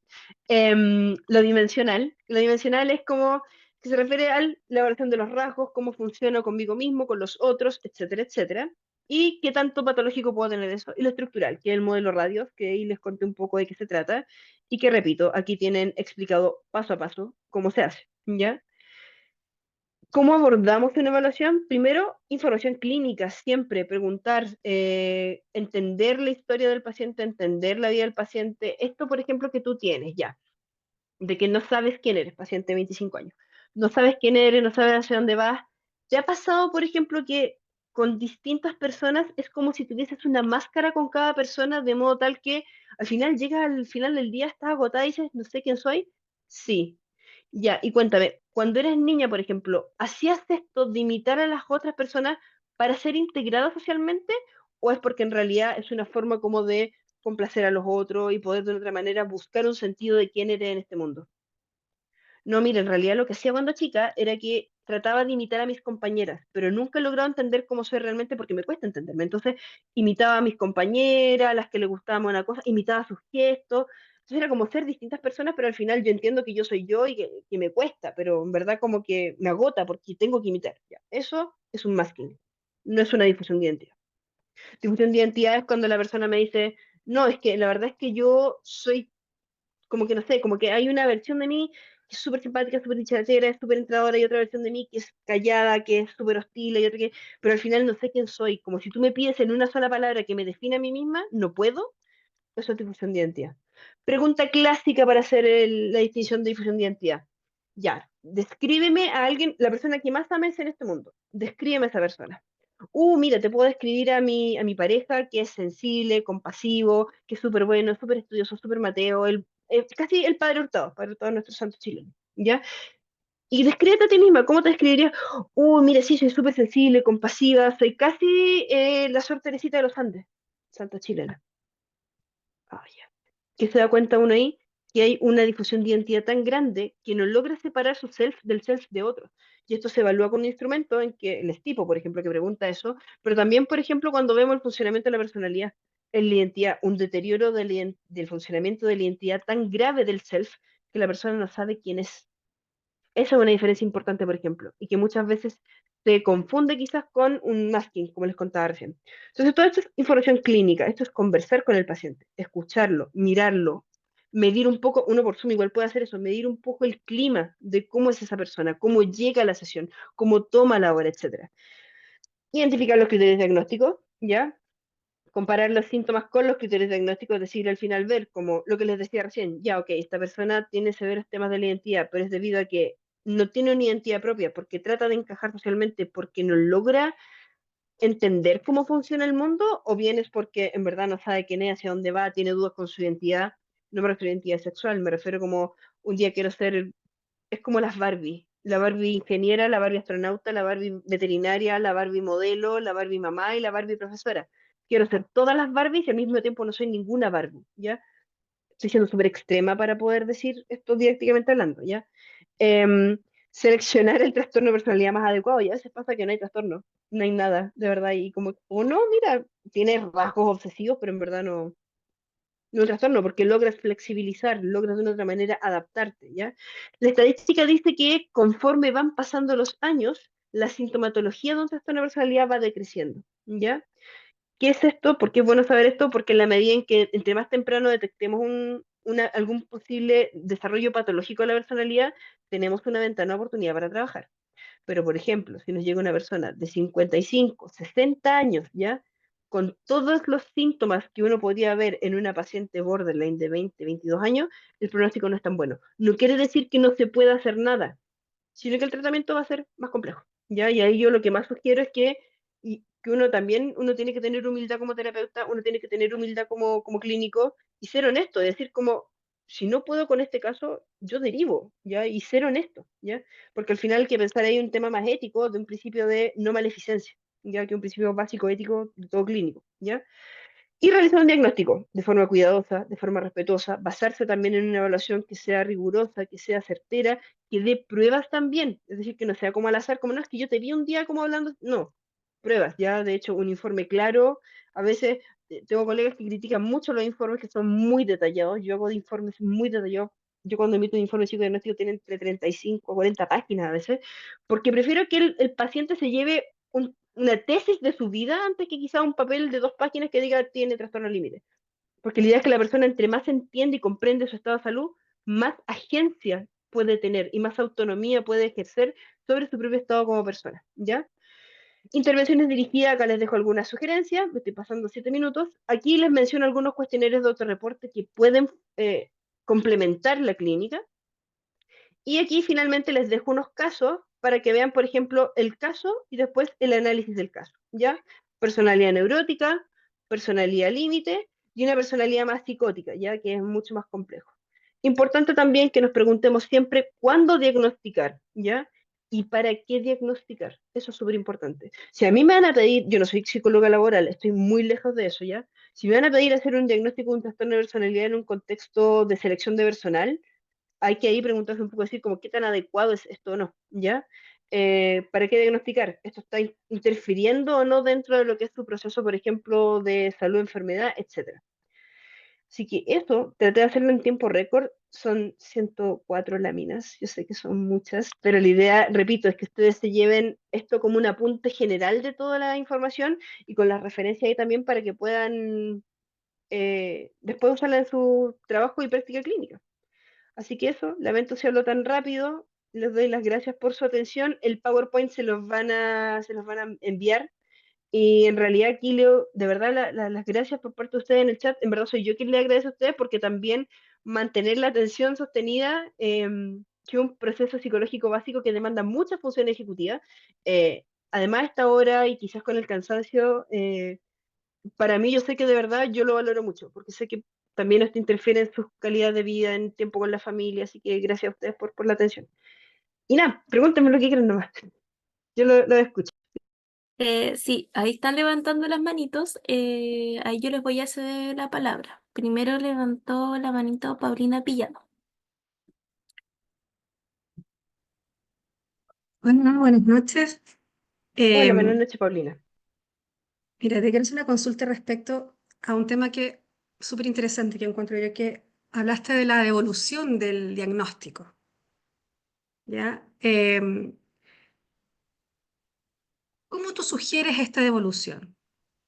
Por ejemplo, estoy pensando, no sé, porque se diagnostica dentro de nuestra información, no sé, pues, diagnosticamos un trastorno límite de personalidad o tenemos una persona con rasgos, como bien mencionas tú, ¿cierto? Con rasgos de personalidad límite, que a lo mejor también puede tener de comorbilidad, y ahí te pido que me corrijas si me equivoco, no sé, pues, me imagino un TDA, por ejemplo, que me ha pasado, que de pronto cumple muchos de los síntomas de un TDA adulto, pero a la vez también comparte rasgos de una personalidad más border. ¿Cómo yo, ¿Cómo sería la manera más nutricia para el paciente devolverle esa información? Ya. Muchas gracias por la pregunta. De hecho, lo que voy a hacer ahora, voy a tomar cualquiera de los informes aleatorios que yo tengo, voy a hacer rápido un documento acá y se los voy a mostrar, ¿ya? En primera instancia, creo que es fundamental la pregunta que acaba de hacer. Aquí les estoy presentando un ejemplo random de cualquier persona, ¿ya? Que acabo de desarrollarlo acá rápido para que lo podamos tener. Como les comentaba, el DCM5 enseña un método nuevo de devolución, me estoy yendo a lo más técnico primero, un método de devolución que es integrado por párrafos, ¿ya? El párrafo 1 refiere a todas las situaciones de salud mental que son del eje 1. Párrafo 2 que sería el párrafo 2, el diagnóstico provisional es parte del párrafo 1. Párrafo 2 sería básicamente todas las situaciones o aspectos referidos al eje 2, ¿ya? Párrafo 3 que sería el eje 3, que es básicamente comorbilidades físicas. eje 4, que son aspectos psicosociales de salud que inciden hoy en día en el grado de patología o disfuncionalidad del paciente. Párrafo 5, y eje 5, que sería básicamente el grado de afectación funcional, que eso se mide con distintas escalas, ¿ya? Acá, por ejemplo, esta devolución dice, en relación con las afecciones de salud mental actuales, es posible señalar como diagnóstico principal, motivo de consulta, un trastorno depresivo persistente, de inicio temprano, con episodio de depresión mayor persistente, de carácter moderado. Este es el nombre completo del diagnóstico, ¿ya? Es decir, básicamente una distimia de una persona que le partió a los 17 años y que hoy en día le genera mucha disfuncionalidad, que no es una bipolaridad, sino que es una distimia que a veces tiene, de hecho, episodios depresivos más bajitos. O sea, eutimia, distimia y a veces depresión. Tiene una polaridad más negativa. Diagnóstico provisional, porque esta persona hay una sospecha de TEA, yo lo derivé a neuropsicólogo para que le tomen una 2-2 y una diarrea, perdón. Ah, bueno, y también tenía fobia social y también tiene un trastorno por déficit atencional con presentación predominante con falta de atención. Siempre poniendo el código al lado CIE-11 y DSM-5. Pero, por ejemplo, esta persona no tenía nada en la personalidad. Nada. No cumple con ninguna patología de la personalidad. Y factores sociales, bueno, problemas en la casa con la mamá, y que se cambió de colegio, cosas así, ¿ya? Esto es lo técnico, ¿ya? Como por lo menos yo estructuro los informes, y esto también quizás me quiero agarrar un poco como de mi propia formación profesional. Yo de inicio soy lingüista, ya yo estudié lingüística. Entonces, todo lo que es las estructuras textuales y todo ese tipo de información es algo que también es lo que me gusta mucho y que también es parte de mi formación inicial. Por tanto, la estructura de cómo se entrega un texto es importante. Ya yo he visto informes de colegas que son 2 páginas, que, o sea, sin desmerecer eso, que dicen, ah, la persona tiene tal cosa, punto, y nada más, y la firma abajo, ¿ya? Pero ¿cuál es el punto? Al paciente no le queda claro. Entonces, el paciente sale con muchas ideas de esto es muy grave, o esto no es nada grave, o esto es una neurodivergencia, o esto la persona tampoco se le da una devolución así, sentémonos a conversar qué pasa, ¿ya? Em, como estructura y una devolución de partida, el motivo de consulta, siempre partir por el motivo de consulta, porque la persona puede haber ido a consultar, por ejemplo, este chico fue a consultar por un episodio depresivo, que sospechaban que era un trastorno afectivo bipolar, pero que no estaban seguros, ¿ya? Entonces el motivo de consulta principal era ese, no si era un trastorno de personalidad, ¿ya? Pero una evaluación completa implica y demanda que de una otra forma uno también haga una evaluación integral. Yo creo que eso es súper importante también, que uno haga una evaluación integral. Entonces, después de eso, la anamnesis histórica. Importantísimo. Yo de verdad diría que lo que más me toma tiempo a mí es la anamnesis histórica, porque al final, de verdad, me tomo el tiempo de describir toda la historia del paciente. Ventaja comparativa de eso, uno, a la persona le empieza a hacer sentido y decir como, ah, sí, pues yo desde chico me pasaba esto. Sí, sabes que desde chico no me podía quedar sentado y me retaban en el colegio. Parece que tenía hiperactividad, ¿ya? Y también porque yo les digo, les ahorra tiempo al terapeuta. Porque muchas veces como, ok, derivación a psicoterapia, ¿y qué es lo que hacen? Llegan con su informe, se lo pasan al terapeuta, el terapeuta lo lee y entiende un poco la historia del paciente. Y también a veces, sobre todo en casos que, por ejemplo, hay situaciones de vulneración de derechos, maltrato infantil, abuso sexual infantil o violaciones, de hecho, yo uso ciertos cuestionarios para eso porque también es una cuestión ética. Yo no voy a abrir heridas de las cuales yo no me voy a hacer cargo, y eso les digo a los pacientes. Yo, si sale un tema ahí que sea, por ejemplo, muy duro, violaciones o cosas así, yo no voy a profundizar. Obviamente, si el paciente me quiere contar y todo el tema, le doy el espacio, pero yo no lo voy a abrir porque yo no me voy a hacer cargo de eso, terapéuticamente hablando. Y en una sesión no resuelvo una agresión sexual, ¿ya? Em, entonces, a veces en los informes con audición del paciente yo he descrito un poco cómo fueron ciertas agresiones que vivieron, y con eso también se ahorran a veces la reexperimentación de volver a contar lo mismo una y otra vez, ¿ya? Después de eso, bueno, siempre indicar, yo creo que eso es súper importante, indicar qué instrumentos se usaron y si están o no validados dentro de la población en la cual se está aplicando, ¿ya? Si yo voy a aplicar, por ejemplo, un BISC-5, que es la herramienta de medición de Wechsler para la inteligencia en niños, niñas y adolescentes, y lo voy a usar en español de Chile, en español, con una población de niños que es haitiano y que hablan creolé, obviamente va a haber un problema absoluto en el diagnóstico, ¿ya? Entonces poner siempre qué instrumentos usaron. Después, esto que les mostré, el diagnóstico descriptivo, categorías y después el diagnóstico comprensivo. Y yo por lo general, el diagnóstico comprensivo son eternos. O sea, mis diagnósticos de verdad que son eternos, son párrafos y párrafos y párrafos. La persona manifiesta que, no sé, tiene distimia. ¿En qué se ve esto? En un estado de depresión persistente. Por ejemplo, la falta de placer y disfrute en las cosas diarias. 2 puntos. Todos los días cuando me levanto, antes me gustaba ir a jugar videojuegos y ahora siento que no tiene ningún sentido y no me genera tanto bienestar. Eso es lo que uno hace, tomar las mismas palabras del paciente para darle esa devolución. Después una conclusión chiquitita, breve, poniendo lo mismo de nuevo, explicando un poco qué es lo que pasa, Y después yo creo que es súper importante y es súper aliviador para los pacientes em, dar sugerencias clínicas. Porque al final, imagínense que ustedes toman toda una mochila con un montón de diagnósticos, de información y se las tiran. Váyase. No, pues, darle una devolución amorosa también y decirle como, mire, ¿sabe qué?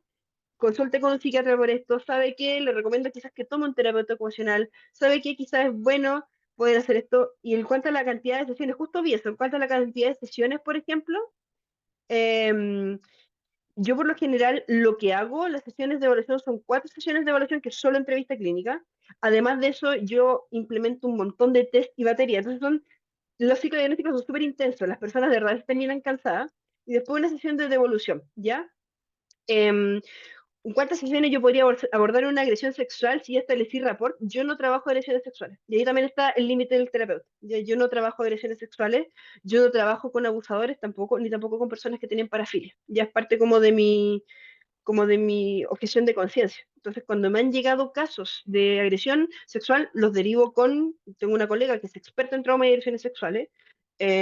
Cuando trabajo en ese otro tipo de temas, cuando han llegado agresores a consultar conmigo, yo les devuelvo el bono, de hecho, les explico que por temas éticos yo no los puedo atender y los derivo, porque no, éticamente hablando no trabajo con eso. Entonces, y también porque, claro, ahí está el tema de la contratransferencia. Yo no trabajo con personas que han sido agredidas sexualmente hablando porque contratransferencialmente hablando me interfiere quizás y no puedo ser tan objetiva. Entonces, por lo mismo, ahí esa pregunta del rapport, em, yo el rapport que ya establecí, perdón, con alguien, lo utilizo para hacer una derivación vincular, eh, una derivación que sea segura, como no dejarlos en el aire, como ahí me comprometo mucho con decir como eh, yo no puedo atenderla con esto, no la puedo ayudar con este problema, pero busquemos a alguien. Y ahí ya de verdad que trato de hacer eso,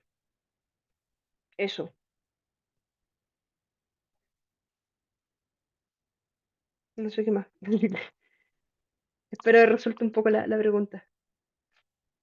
Ya, vamos con Tamara. Ya, perfecto. Tamara, hola, buenas noches. Hola, buenas noches.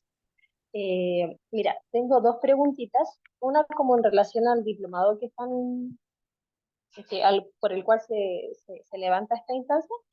En esa instancia tú vas a mencionar como, aparte de todo, como el diagnóstico, también cómo abordar un poco más o menos el tratamiento de todos estos trastornos de personalidad, o más solamente como para diagnóstico y cómo elaborar informes y todo eso como que estás mencionando. Respondo yo eso, la verdad es que el diplomado, los profesores estamos invitados según como la expertise que tengamos cada uno a hacer un distinto módulo, ¿ya? Entonces, por ejemplo, los módulos que Ah, yo ya, ok. trabajo son de trauma y trastorno de personalidad, que claro, hay mucha creencia de que, por ejemplo, solamente las personas que han tenido trauma desarrollan trastorno límite de la personalidad y no. Y el otro también es neurociencia y trastorno de personalidad, que es algo que también yo trabajo bastante. Como se pudieron dar cuenta, por ejemplo, veo harto estas correlaciones entre desregulación emocional e indicadores neuropsicológicos. Ujú. Ya, ok, entiendo. Pero solamente desde como eh, lo teórico, ¿cierto? O sea, la verdad es que en ese sentido, por lo menos yo, en mi experiencia, en mi formación como docente también, yo siempre hago lo que se denomina la transposición didáctica, es decir, les muestro toda la teoría y después pongo casos de análisis. Y claro, obviamente en esta sesión era Ok, mucha información, por eso es que les dejé los casos como para que ustedes lo sí. estudien por su cuenta. Pero no, pero en las clases sí, de hecho en las clases del diplomado, por lo menos lo que yo, y Paulina es quien mejor puede corroborar esta información, se nos piden también preguntas de evaluación, se nos pide también una situación de evaluación disciplinaria dentro de la misma clase, entonces, claro, es otra la dinámica, es dinámica clase, no tanto seminario. Ujú, entiendo. Y la otra preguntita también, que me quedo como ahí dando cuenta y creo que se me olvidó el término que usaste, de que es como, no le causa como angustia a la persona como el trastorno. ¿Cómo era el término? Me olvidé. ¿Cuánto era? No entendí la pregunta. Es si me genera a mí algún grado de angustia una persona con un trastorno de personalidad. ¿Entendí bien? Esa es la pregunta.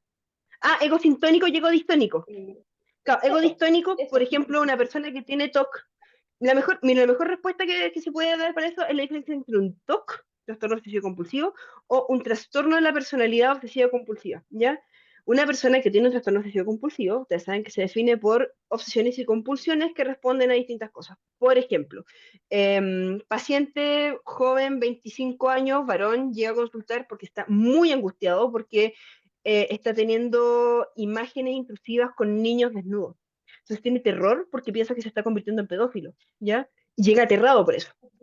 No, resulta que una de las características de la... Y bueno, el punto es que cuando él tenía estas imágenes así de niños desnudos y cosas así en posiciones sugerentes, se pegaba cachetadas, se pegaba, se pegaba, se pegaba. Entonces, eso es parte de un TOC, ¿ya? Las imágenes intrusivas, las intrusiones violentas, por ejemplo, intrusiones sexuales, intrusiones religiosas, que son las menos conocidas dentro del TOC, son parte del criterio 1 del TOC. Le genera problema, le genera angustia, le genera malestar. No está en sintonía con él mismo.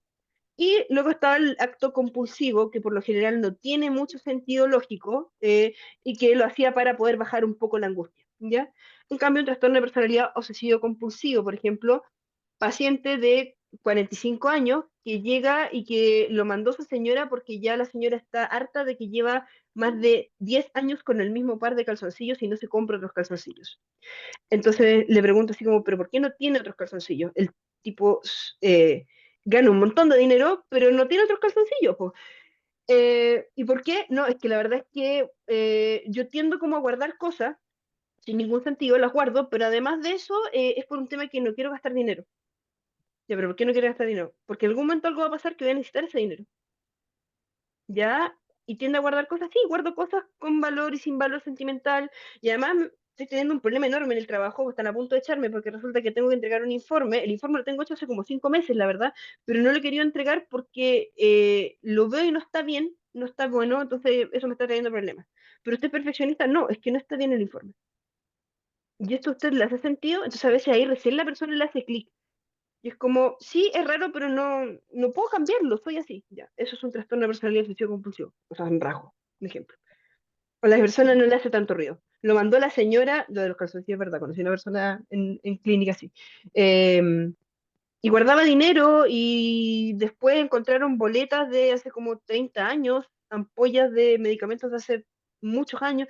Como que ahí uno dice como no tiene sentido, ya no, tampoco un trastorno por acumulación, no, es algo distinto. Entonces hay un buen ejemplo del ego distónico y el ego sintónico. Eso, espero que resuelva su pregunta. Sí, sí, la contestaste, así que bacán, muchas gracias. Carolina Castillo y terminamos con Carolina Sánchez.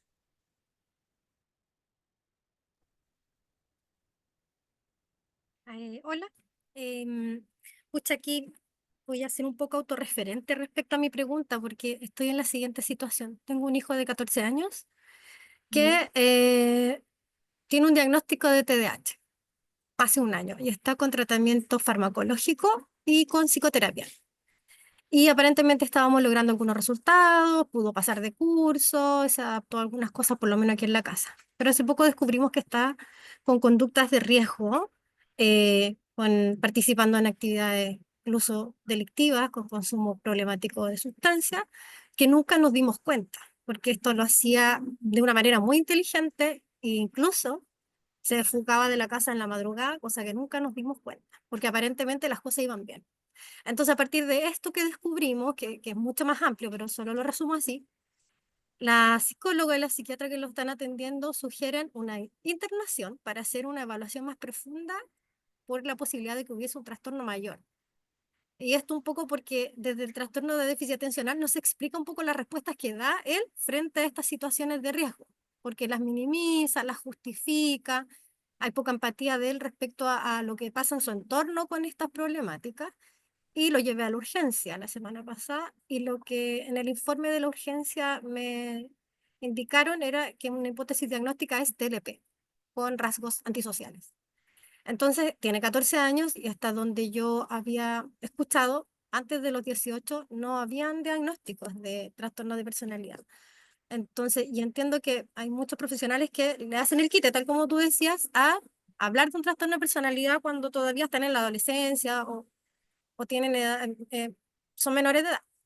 Entonces, en este momento yo no sé si primero esta comorbilidad hace más difícil un tratamiento o una evaluación de un trastorno de personalidad y cuáles son los mejores pasos para dar en esta situación, porque ya estoy llegando a un límite en que yo no puedo trabajar, porque tengo que súper vigilarlo, porque busca la forma de evadir la autoridad, de como sea.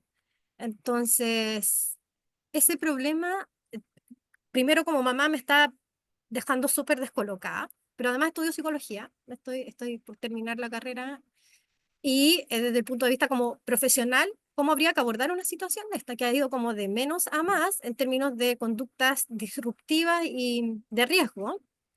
Entonces, ¿cuál es el mejor camino para poder llegar a un diagnóstico un poco más certero? No sé si es psiquiatra o médico que descarte lo orgánico o de qué forma habría que ordenar el proceso de un diagnóstico más acertado.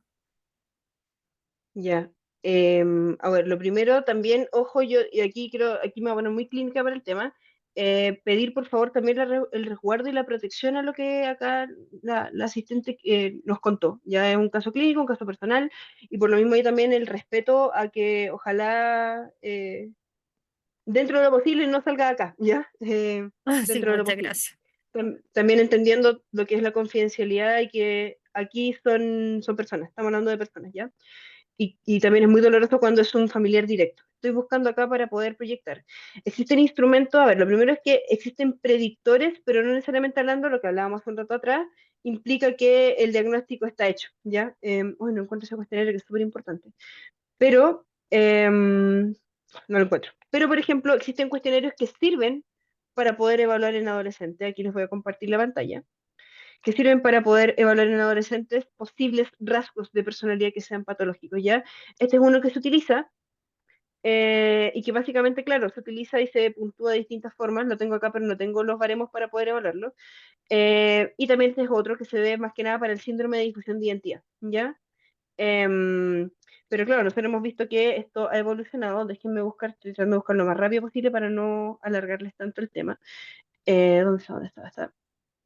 Pero, por ejemplo, nosotros tenemos lo que les decía, que este es para hacer ya el diagnóstico mucho más certero, que es el PIT-5, de un trastorno de personalidad. Pero esto por lo general, ¡ay, no se proyecta! Esto por lo general ya se ve cuando es algo ya sobre los 18 años, ¿ya? El LPFS es el que ve el funcionamiento de la personalidad, que les contaba hace un rato. Por ejemplo, esto del self, de la relación consigo mismo, con los otros. Este es el cuestionario que se utiliza. Y también hay uno que se utiliza para adolescentes, que se puede usar desde los 12 años. Si me da ahí un segundo, cuando yo termine de hablar, lo busco y lo puedo proyectar, ¿ya?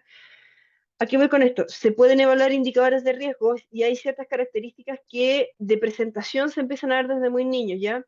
Consumo de sustancias, impulsividad, mal manejo de la rabia y la ira, también, por ejemplo, las autolesiones no suicidas también, ahí también evaluar bien en qué contexto son. Son chiquititos, a mí me genera una contrarreferencia muy fuerte los adolescentes. De hecho, yo por eso no veo ni niños ni adolescentes, porque se me sale lo mamá y es como, me da mucha pena, por eso empatizo mucho con usted, me da mucha pena porque en verdad es como, ¿qué hace uno como mamá? ¿Ya? Entonces ahí están todas estas evaluaciones que se pueden hacer con test, ya que es algo que se puede hacer. También la observación por parte de un clínico que maneje el tema en cuanto al desarrollo de la personalidad en la adolescencia, entendiendo que sí, hay obviamente conductas de riesgo que pueden hacer los adolescentes, pero hay conductas y conductas de riesgo. Y todo eso se complementa y se finaliza ya con la evaluación por psiquiatría, ya por un psiquiatra. También pensando en posibles abordajes más farmacológicos en fases agudas. También hay que entender, por ejemplo, que están estas conductas antisociales como el consumo de sustancias, los robos. em, sí, el 16PF5 puede servir, pero no se utiliza directamente hablando, por ejemplo, para el diagnóstico con lo que es alineado con el DCM5, ¿ya? Para lo que es el DCM5, ¿dónde lo tengo acá? Tengo muchos instrumentos, entonces por eso. Con el DCM5 se utiliza el SKID2 y estos tres que les mostré acá, ¿ya? Pero ese es el punto, el 16PF lo que hace es evaluar por factores, por cargas factoriales, entonces de otro modelo, ya eso es lo importante, creo que lo conserven, otro modelo. Como por ejemplo alguien que acá preguntaba dentro de las consultas sobre el HITOP, que es la taxonomía jerárquica de psicopatología, y el RDoc, que son como, esas son las discusiones que en el mundo académico se están dando, ¿ya? Entonces, por ejemplo, claro, como ven al final las categorías diagnósticas o no, permite ver como análisis estadístico, ver, no sé, pues el RDOC, ver circuitos más cerebrales, mecanismos cognitivos específicos, y ahí vemos como todo se va solapando, ¿ya? Lo que me preguntaba respecto al caso de este menor, voy a decir, de este niño, para no personalizarla tanto, está el hecho de entender que, claro, las conductas impulsivas, y aquí voy a tomar la pregunta que alguien hizo, sí, el BSL y el LPFS los recomiendo totalmente, los validados en español. Alguien preguntó sobre la diferencia en conducta impulsiva en borderline, en bipolaridad, y también, por ejemplo, en trastorno por déficit atencional con hiperactividad, impulsividad, ¿ya? ¿Cómo es la diferencia? Por ejemplo, impulsividad en alguien que tiene TDAH es que usted está hablando y llega y le interrumpe, o llega y se para de la mesa, o llega y hace algo, ¿ya? Y no es porque lo haga de mala fe o algo así, sino que es porque como se distrae muy rápido, como que tiene que llegar y decir al tiro la cosa para que no se le olvide decirla. Esa es la impulsividad de la persona con TDAH. Es como interrumpir al otro. Es como llegar y, a veces, como llegar y tener estas conductas que, y eso les trae bullying en el colegio muchas veces, como, oye, pero el niñito molesto, mira, no deja hablar a nadie. No, no es por eso, no lo hace mala fe, es porque procesa tan rápido a veces la información que se le puede ir la idea, se le va la idea y después no se acuerda. Y eso le genera angustia. Entonces, ¿qué ha hecho? Que ha aprendido a, llega a la pieza y la dice, ¿ya? Eso es la impulsividad en el TDAH. Impulsividad en la bipolaridad. Por ejemplo, la clásica, compras. Llegar y comprar cosas sin medir consecuencias, o a veces tener conductas manejar rápido. em, las conductas sexuales de riesgo también se dan, pero no son tan prevalentes. A veces el consumo de sustancias, pero se dan en ciertas fases. Recuerden que la bipolaridad es una condición crónica del ánimo y el afecto de carácter fásica. Es decir, pasamos por periodos altos y periodos bajos de ánimo, ¿ya? Una persona puede tener TLP y tener un trastorno afectivo bipolar, sí, puede tenerlo, ¿ya? Y eso complica un poco el pronóstico, pero tampoco es imposible, ¿ya? Entonces ahí, claro, está esa impulsividad, y sí, tienen impulsividad las personas con bipolaridad, pero es esa impulsividad que al final se da en ciertas fases, ¿ya? En cambio, la persona con un trastorno límite de la personalidad, la impulsividad es un continuo. Se puede dar en momentos muy arriba, en momentos muy abajo, en momentos de mucha euforia, de poca euforia, y también con qué motivo o con qué objetivo al final la persona hace estas conductas, ¿ya? Por ejemplo, ¿por qué esta persona toma tanto? Esta persona toma tanto, no, porque andaba más contenta, me puse carretera, me desinhibí un poquito y terminé intoxicada, vomitando en el baño. Ah, ya, ok. Y en esa época estaba sintiendo, sí, no, en esa época me sentía estupenda, me hice un montón de amigos, conocí una cantidad de gente por redes sociales, y llamaba todo el tiempo, y además estaba durmiendo súper poco, entonces en verdad como que no, me sentía regio. Ya, bipolaridad. Oye, ¿tú por qué tomas tanto? No, porque en realidad, bueno, también para compartir con otros, cuando me siento muy mal tomo, cuando me siento bien tomo, y en realidad es porque también es como para castigarme un poco, porque al final, ¿qué tanto si le pasa algo al cuerpo? Me da lo mismo, mira, también a veces me picoteo, también me hago algunas rayitas acá, me corto un poco, porque tengo tanto dolor adentro que mi forma de adormecer mi dolor es tomando hasta el más no poder, o a veces también mi dolor es tan grande que mejor me corto para sentir dolor físico antes que sentir dolor emocional. Trastorno límite de la personalidad. Eso es una diferencia, por ejemplo. Entonces aquí, si pensamos en el caso de este niño que hemos conversado, los rasgos antisociales se pueden ver desde muy temprana edad. Se evalúa, de hecho, el trastorno de personalidad antisocial con preguntas antes de los 15 años. Usted, 2 puntos, hizo esto. Y pueden haber rasgos también antisociales en un TLP, sí, pueden haber, y ahí el tema es principalmente un buen diagnóstico, hacerlo con un equipo multidisciplinario, psicólogo y psiquiatra, ¿ya? Y a partir de eso también tomar medidas. Primero, primero que ustedes no lo crean para la familia, ¿ya? Porque es un duelo también, y porque en la medida en que la familia entiende qué está pasando, puede de una otra manera ayudarse y ayudar a la otra persona, ¿ya?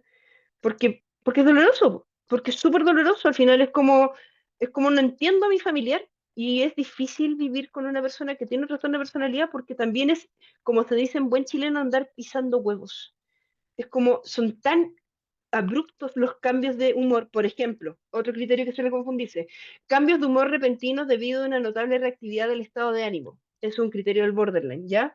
Em, la gente dice, no, es que soy súper bipolar porque en la mañana me levanto súper contenta, a las 2 horas vi que justo en la tele salió un gato corriendo y me dio una rabia, y tenía tanta rabia, y después me dio pena y me puse a llorar, pero sabes que después estoy súper contenta, estoy súper bien.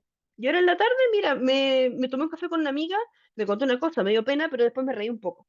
Ya, esos son cambios de humor repentinos dentro del mismo día. Una persona con bipolaridad es como que obviamente a todos nos pasan cosas en el día, pero no hay cambios tan abruptos, ¿ya? No hay cambios tan abruptos dentro del mismo día. No, mira, hay días que estoy parejita, optímica, después hay días que estoy más arriba y días que estoy más abajo. Entonces, por ejemplo, a ver si lo tengo por acá, creo que no, sí, ando con un paciente acá. Quienes trabajamos con pacientes con bipolaridad, con trastorno afectivo bipolar, tenemos lo que se denominan cartillas del ánimo. Oh, no ando aquí con... Aquí está. Yo tengo acá que se las paso a mis pacientes para que ellos registren su estado de ánimo. Porque una persona con bipolaridad no tiene cambios de humor repentinos dentro del mismo día. Los cambios de humor repentinos responden a fases y a ciclos dentro de un mes. Entonces voy a desenfocar acá. Aquí se ve, por ejemplo. Entonces, ahí nosotros vamos evaluando. Esta es una cartilla que habla, por ejemplo, de los cambios de ánimo y de afecto. No sé si logra ver, quizá no se ve tan detallado porque está en chiquitito, pero,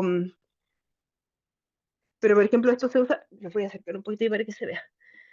Por ejemplo, ahí vemos el tema también de hormonas, ¿ya? Es distinto cómo se ve un trastorno afectivo bipolar o algo dentro de la bipolaridad dentro de una mujer a un hombre por un tema hormonal, también es una cuestión biológica, ¿ya? Horas de sueño que he tenido, por ejemplo, periodo menstrual, el peso, acuérdense que también dentro de los episodios depresivos anímicos hay cambios en el peso, es un indicador clínico también de episodio depresivo. Esta cartilla a mí me la dieron porque soy parte de la Sociedad Chilena de Trastorno Afectivo Bipolar y me la regaló una farmacéutica en el último congreso. No le va a hacer auspicio a la farmacéutica, pero me la regalaron. Así que esto, tengo harto, entonces yo se lo paso a mis pacientes. También lo tengo digitalizado porque yo veo muchos pacientes de fuera de Chile también. Entonces, con eso, ¿qué es lo que vamos haciendo? Registrando el ánimo, ¿ya? Entonces vemos, eutimia, estaba normal, ni fu ni fan, ni bueno ni malo, ¿ya? Y de repente vemos que aquí empieza a subir, a subir, a subir, a subir, y ahí vemos, ¿qué pasó esa semana? O a bajar, a bajar, a bajar, a bajar, ¿ya?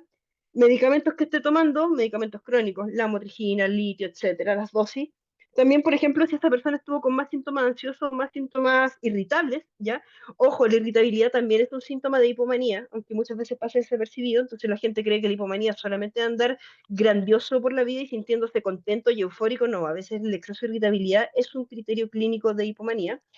Síntomas ansiosos y consumo de sustancias, ¿ya?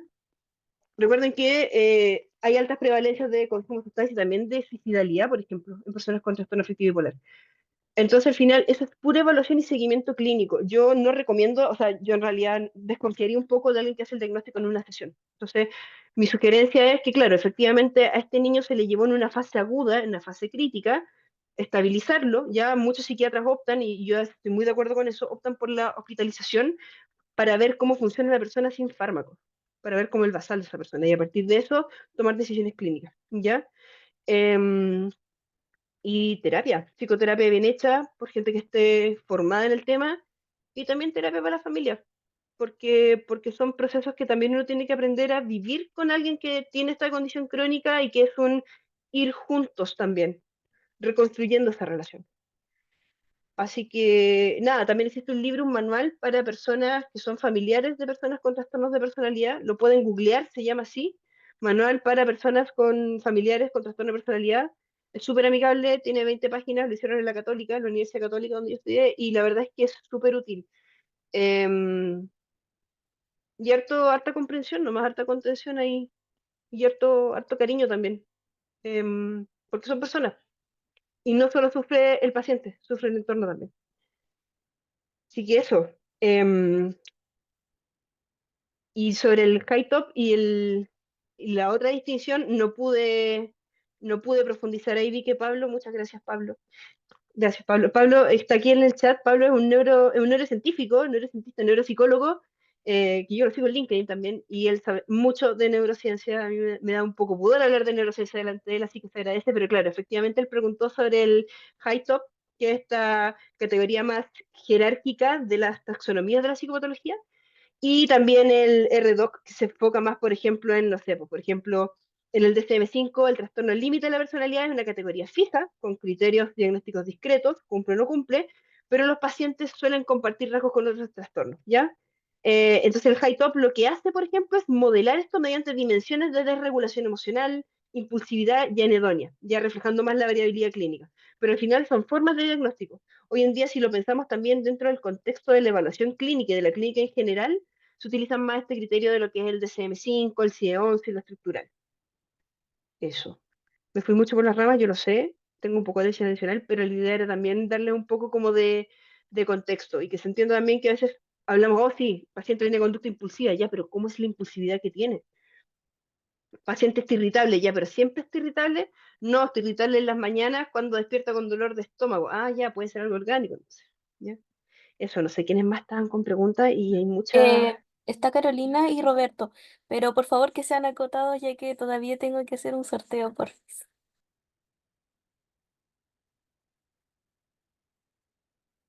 Carolina creo que venía primero, sí. Carolina Sánchez, ¿verdad?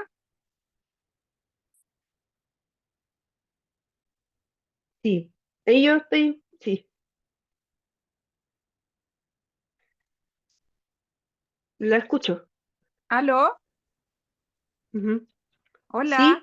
Sí, se escucha ¿Se- perfecto. Ah, ya, perfecto. Lo que pasa es que no estoy con cámara, entonces me confundí. Mira, en Ujú, realidad con lo que ujú, señalaste, o sea, lo que consultó la última persona, Carolina también, es como que se me aclararon un montón de cosas, pero igual lo voy a exponer. Tengo una ujú. hija que tiene 15 años hoy en día. Su primera hospitalización la tuvo a los 11 años. Ha tenido 6 hospitalizaciones por cortes, siempre cortes en los brazos, cortes algunos mayores que otros. Y ha sido evaluada tanto por el área privada y actualmente la tengo simplemente en hospital, o sea, en servicio de salud, hospital, en un COSAP, y resulta que ahí la ve una psiquiatra hace 3 años, que es como la que ha dado mayormente la cercanía, la medicación. Ella está con litio, con aripiprazol, con quetiapina en la noche. Antes se tomaba como 10. ¿Y qué edad tiene? Creo que perdí el audio. No, se autosilenció la persona. Ahí, Ahí sí, ya. ahí sí, ya. Josefa tiene 15 años. Y Ujú, como te comentaba, ha tenido 6 hospitalizaciones por intentos de suicidio. Y por eso te decía, se parece mucho a lo que comentaba la otra niña, pero la Josefa ha sido evaluada por neurólogo, por psiquiatra, y tiene como algo que siempre he tenido la duda. El neurólogo señala que Josefa tiene un TDAH, o sea, un TEA, que se le nota demasiado, según yo. Y por otra parte, la psiquiatra me señala que Josefa es TLP, y como yo soy psicóloga también, he leído todos estos años, y claro, también digo, es de libro. Entonces, más que nada lo ujú, exponía porque tenía la duda de si realmente pudiese existir esa comorbilidad, por una parte, ujú. y lo otro es si efectivamente, lo que nunca me han podido decir es si esto tiene un buen pronóstico. Ella recién hace 5 meses que está con un psicólogo de manera semanal, y creo que eso ha sido lo principal que le ha hecho bien este último tiempo, pero lo que no comprendo es si esta comorbilidad es buena o mala. De repente uno lee, chutan, generalmente Ujú. se suicidan, terminan suicidándose, entonces uno como que en realidad a veces se pierde, y con lo que uno vive, obviamente, vives espantada. Eso. Ya, de nuevo, hoy gracias por exponer esta información. Em, yo en lo personal lo encuentro súper doloroso porque más allá del tema de que, claro, son pacientes y todo el tema, en este caso son familiares de ustedes como profesionales, son niños, y eso ahí como que de hecho, el mismo diagnóstico de trastorno afectivo bipolar se puede hacer en niños y también hay ciertas patologías que se ven en el DSM-5, como el trastorno por desregulación anímico severa, que es el primero de los trastornos depresivos, que es un predictor de trastorno afectivo bipolar. Según uno se le aprieta un poco la guata con eso, pero aquí viene lo bueno. Pronóstico, bueno. Buen pronóstico en el sentido de que tenemos tempranamente ya una idea clínica, ¿ya? Ahora, claro, tenemos acá una chiquitita de 16 años que ya ha tenido 8 intentos de suicidio, ¿ya? Que lo que bien decía usted está como de manual. De hecho, aquí encontré el cuestionario que se aplica desde los 12 años para poder evaluar si hay un posible desarrollo patológico de la personalidad. Este está validado al español. Y está el lenguaje muy sencillo, ¿ya? Este es el nombre, que es Borderline Personality Features Scale for Children. Eso imagínense, para niños, se aplica desde los 12 años. Y claro, si se fijan, en realidad es súper amigable, una escala tipo Likert, pero súper amigable, ¿ya? por ejemplo, hay una parte que les preguntan sobre, em, no lo veo acá, pero por ejemplo sobre, me siento muy aburrido de forma constante, ¿ya? Los niños, niñas y adolescentes, el sentimiento crónico de vacío, criterio distintivo en trastorno límite de la personalidad, pero también un criterio dentro de lo que es un trastorno de depresión mayor con presentación de características melancólicas. Ojo, hay muchos tipos de depresión. El vacío crónico se ve en el trastorno límite de la personalidad, y claro, los niños, si uno les pregunta a los niños, ¿has tenido vacío crónico? O unos niños lo van a mirar con cara de ¿qué? Pero ellos lo ven más como un aburrimiento crónico, por ejemplo, ¿ya? Esto está en la APA, que es el autorreporte de síntomas transversales, ¿ya? Y esto básicamente son instrumentos que se pueden usar con niños, niñas y adolescentes para poder evaluar. PHQ-9, súper importante también porque esto es como un tamizaje general, uno que puede hacer en salud. Yo les recomiendo que de una otra manera todos lo conozcan. Y efectivamente, el criterio 9, el PHQ-9, a uno al tiro le prende las alarmas sobre que aquí algo está problemático. Ahora, pensando en el caso que ustedes, en la persona que estábamos hablando recién, por ejemplo, sí, puede coexistir el trastorno del espectro autista o condición del espectro autista, ¿ya? Y el trastorno límite de la Ya, personalidad.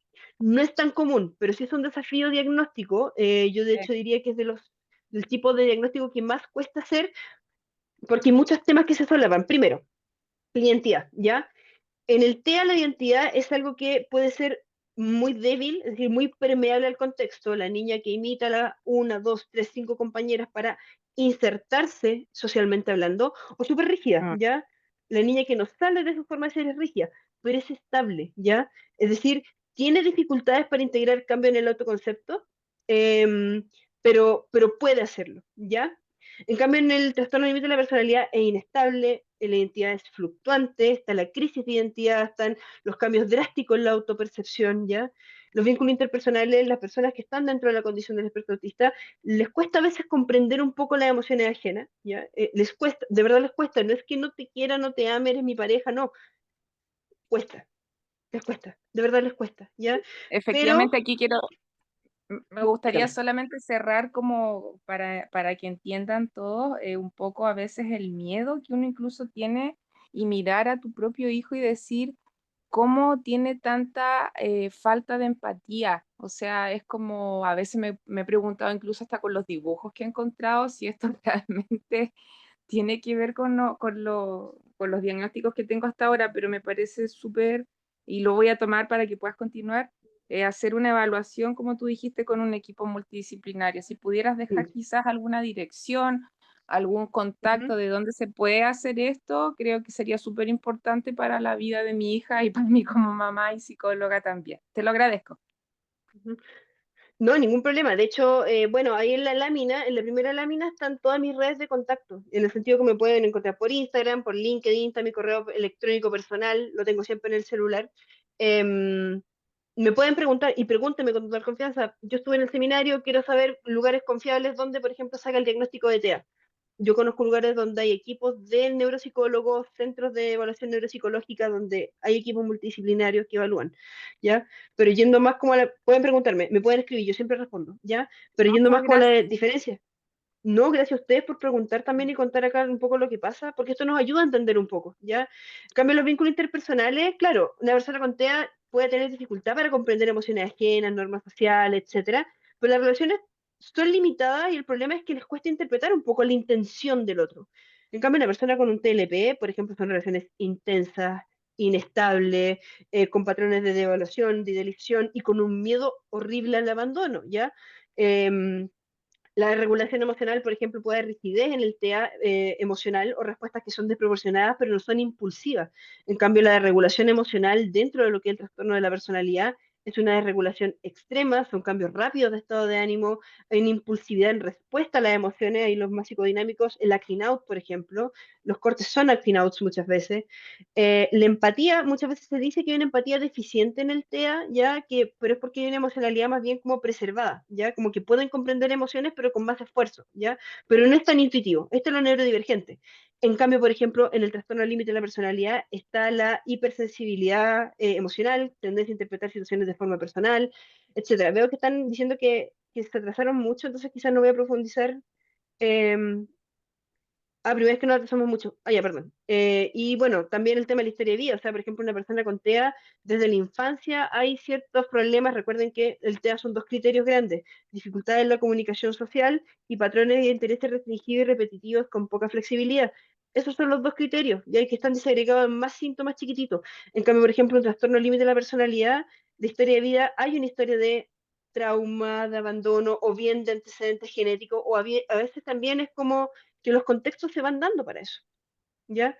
La respuesta a la frustración también, la rigidez, por ejemplo, cognitiva que las personas con TEA es distinto como esta rigidez comportamental de decisión que tiene una persona con TLP. Entonces, claro, ahí mi sugerencia es una buena evaluación con un buen equipo.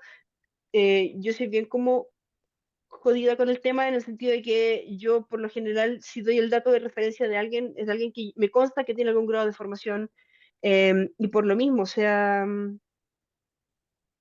nada, me pueden escribir y les puedo dar los datos de referencia, yo no tengo de verdad ningún problema. Y harta paciencia, y me imagino lo angustiante, poniéndome en el lugar de la mamá, lo angustiante que es un día pensar y saber si le va a resultar o no el intento de autólisis. Y eso es muy angustiante, muy angustiante. Eso.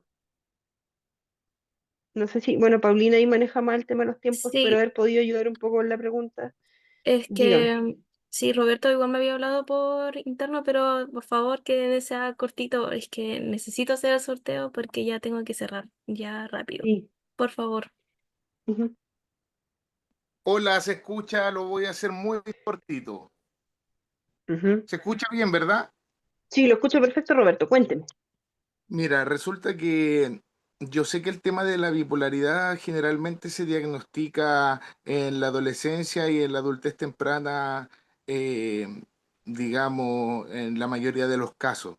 Yo soy una persona de 35 años. Hace 2 años atrás tuve un accidente automovilístico en el cual tuve unas fracturas vertebrales, una exposición de médula y digamos, eh, problema neurológico me provocó un problema psiquiátrico en el cual desarrollé bipolaridad del tipo 1, ¿ya?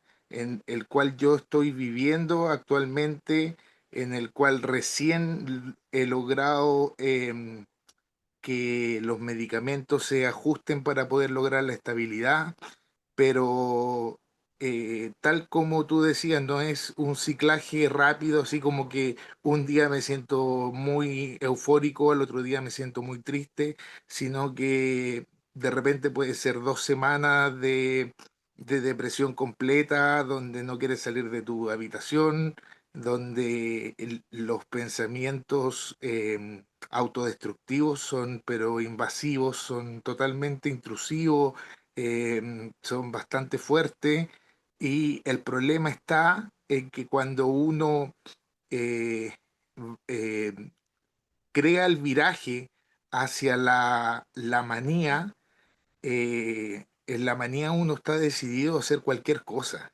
Yo soy psicólogo y me dedico a las neurociencias de la drogodependencia. Por lo tanto, antes de que esto me sucediera, yo conocía bastante bien acerca de se trataba la bipolaridad. Por supuesto que vivirlo es diferente, pero es una enfermedad mental. Y en este caso yo también quería aclarar que una enfermedad mental, a diferencia de algunos trastornos de la personalidad, eh, es, es muy egodistónico, es algo Sí, lo que pasa mal.